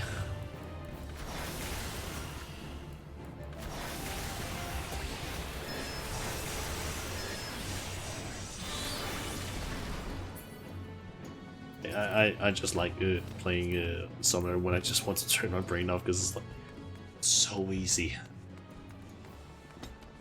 So what are you doing, Chunjun? Are you going around like doing that? Also, I know that you can hear me because I'm almost certain that you're in the chat.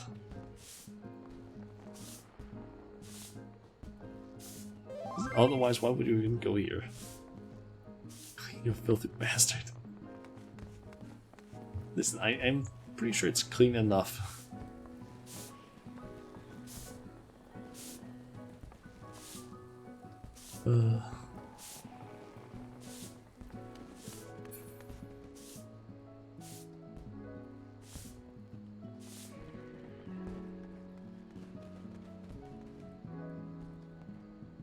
I don't even know if Junjun has even seen my house, like inside of my house recently, because actually I think he has, maybe? I showed it off to him actually on like or Discord or something, I don't remember. Also, I just noticed that it's been 3.5 hours. I was all like, oh yeah, this is gonna be a short stream. I was thinking like 2 hours, it's been an hour and 30 minutes above that. Like all I was thinking was just like, oh yeah, do the event, do the quick thing with the current Splendour's tools, show off my house, talk a little bit about the FanFest stuff, and then finish. And now basically like done a lot more than that. But to be honest, that's not even a surprise to me at this point, that I just go like, this is my plan, and then I do way more than that. Or just talk for way too long. Yeah, that's what happens sometimes. I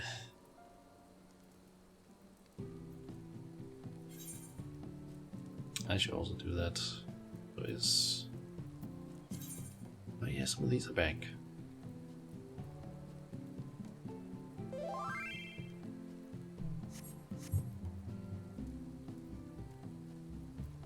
Do I like your glam? Why are you asking about that, Chun Chun? I have said it several times. Yes, I like your glam. Unless you've switched glam in there, I don't fucking know. Even outside? Oh, you're still inside. If it's the monk glam, then yes, I like it. I've said it before. You don't need to ask me several times. That's why.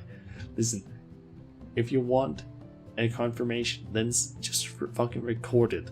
Make it into a clip. I don't care. I've said it several times that yes, I like your glam.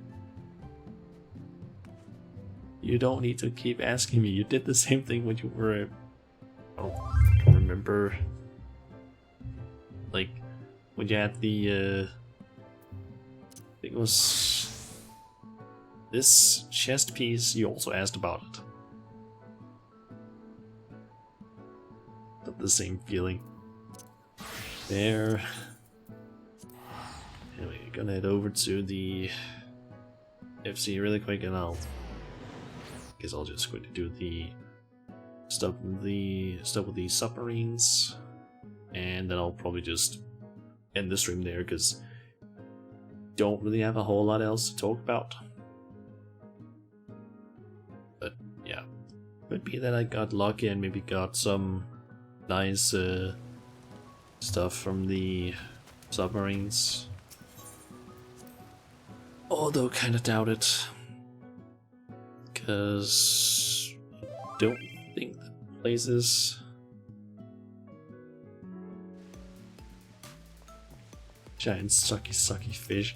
Are you talking about the one behind the Namazu? Because I believe that one is called a funnel shark or something like that. Let's see, what is it that I need again? 18 and 18. I think that's 36 that I need then. Yep, 36. Just quickly use a calculator because I can't do math in the head or in my head. Well, if it's like once it gets past a certain amount of numbers, I'm just like, yeah, can't. At least not if I need to try and do it quickly. Okay, got absolutely jack shit from that one. Level at least. That's at least something that I need, but we didn't really get a lot. Unfortunate.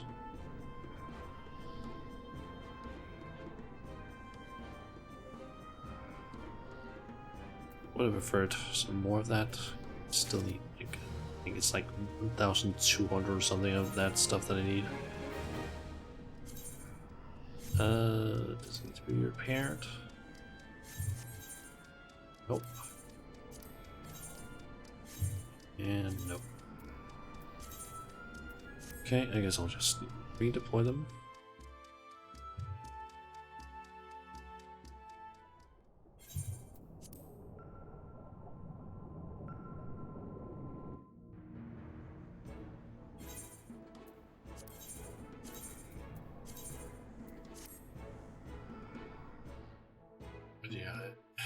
The reason I'm basically sending these out is just to get materials to, to upgrade their components. I think I've said it before, that stuff, but we need a lot of components, or a lot of materials in order to basically upgrade the components, and some of these things you can only get from the submarines.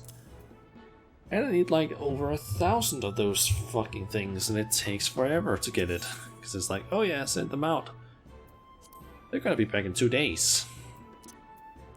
Ish. It just takes a while.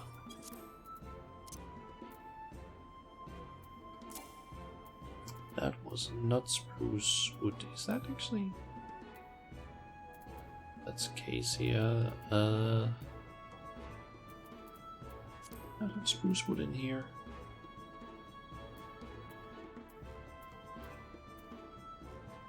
Oh, yes, we ran out. But yeah, these submarine things just take forever to deal with. Purely due to how much stuff we need to gather for it. You also showed up here now.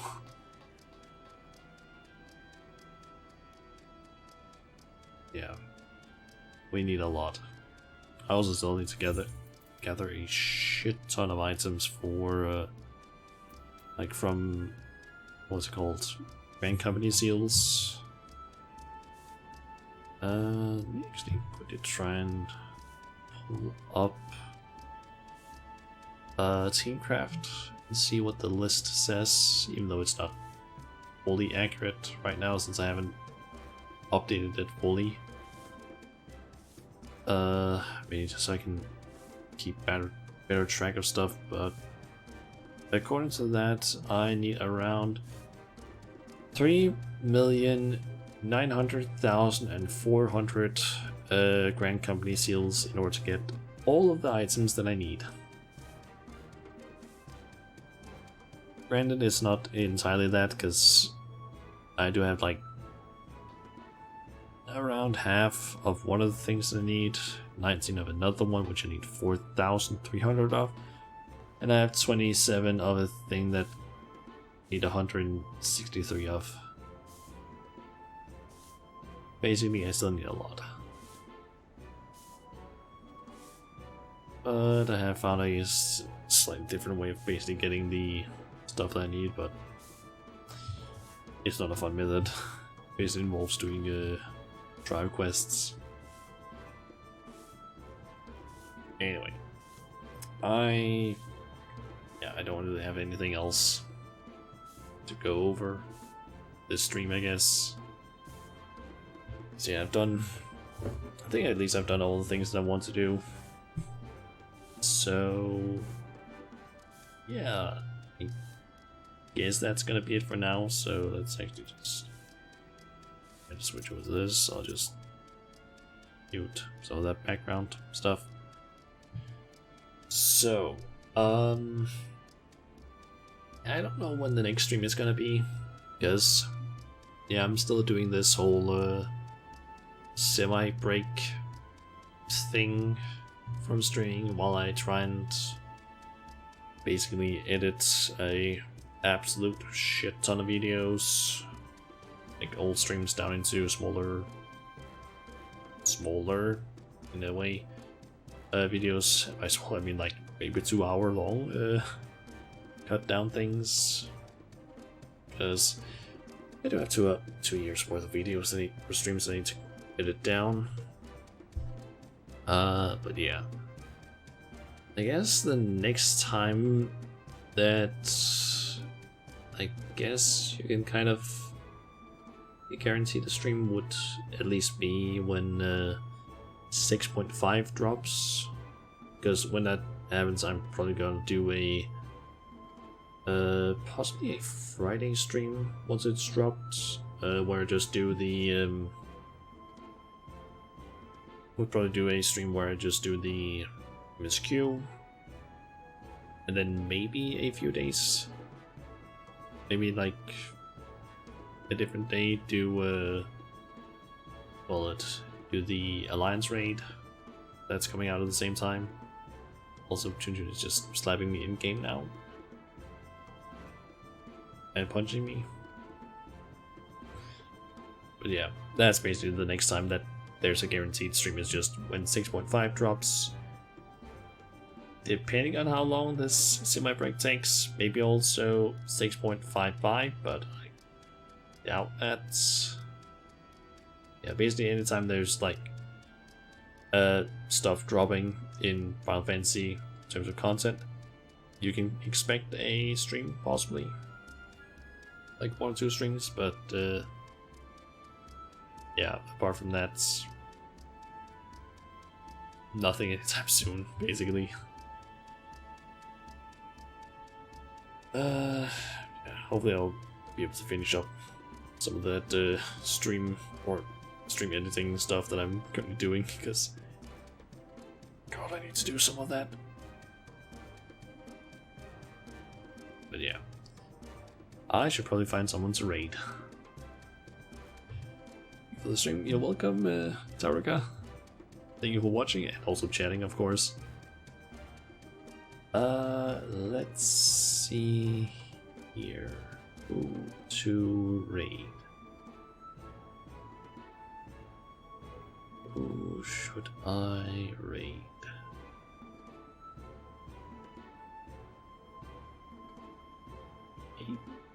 Also, I should maybe mute browser audio because I don't want that to play through.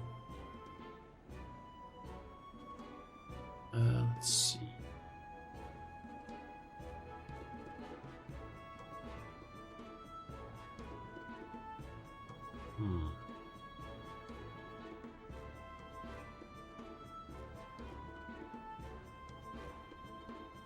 You know what?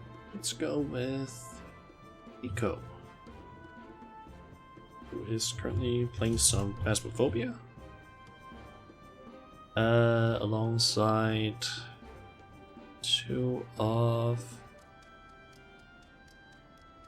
her friends, yes.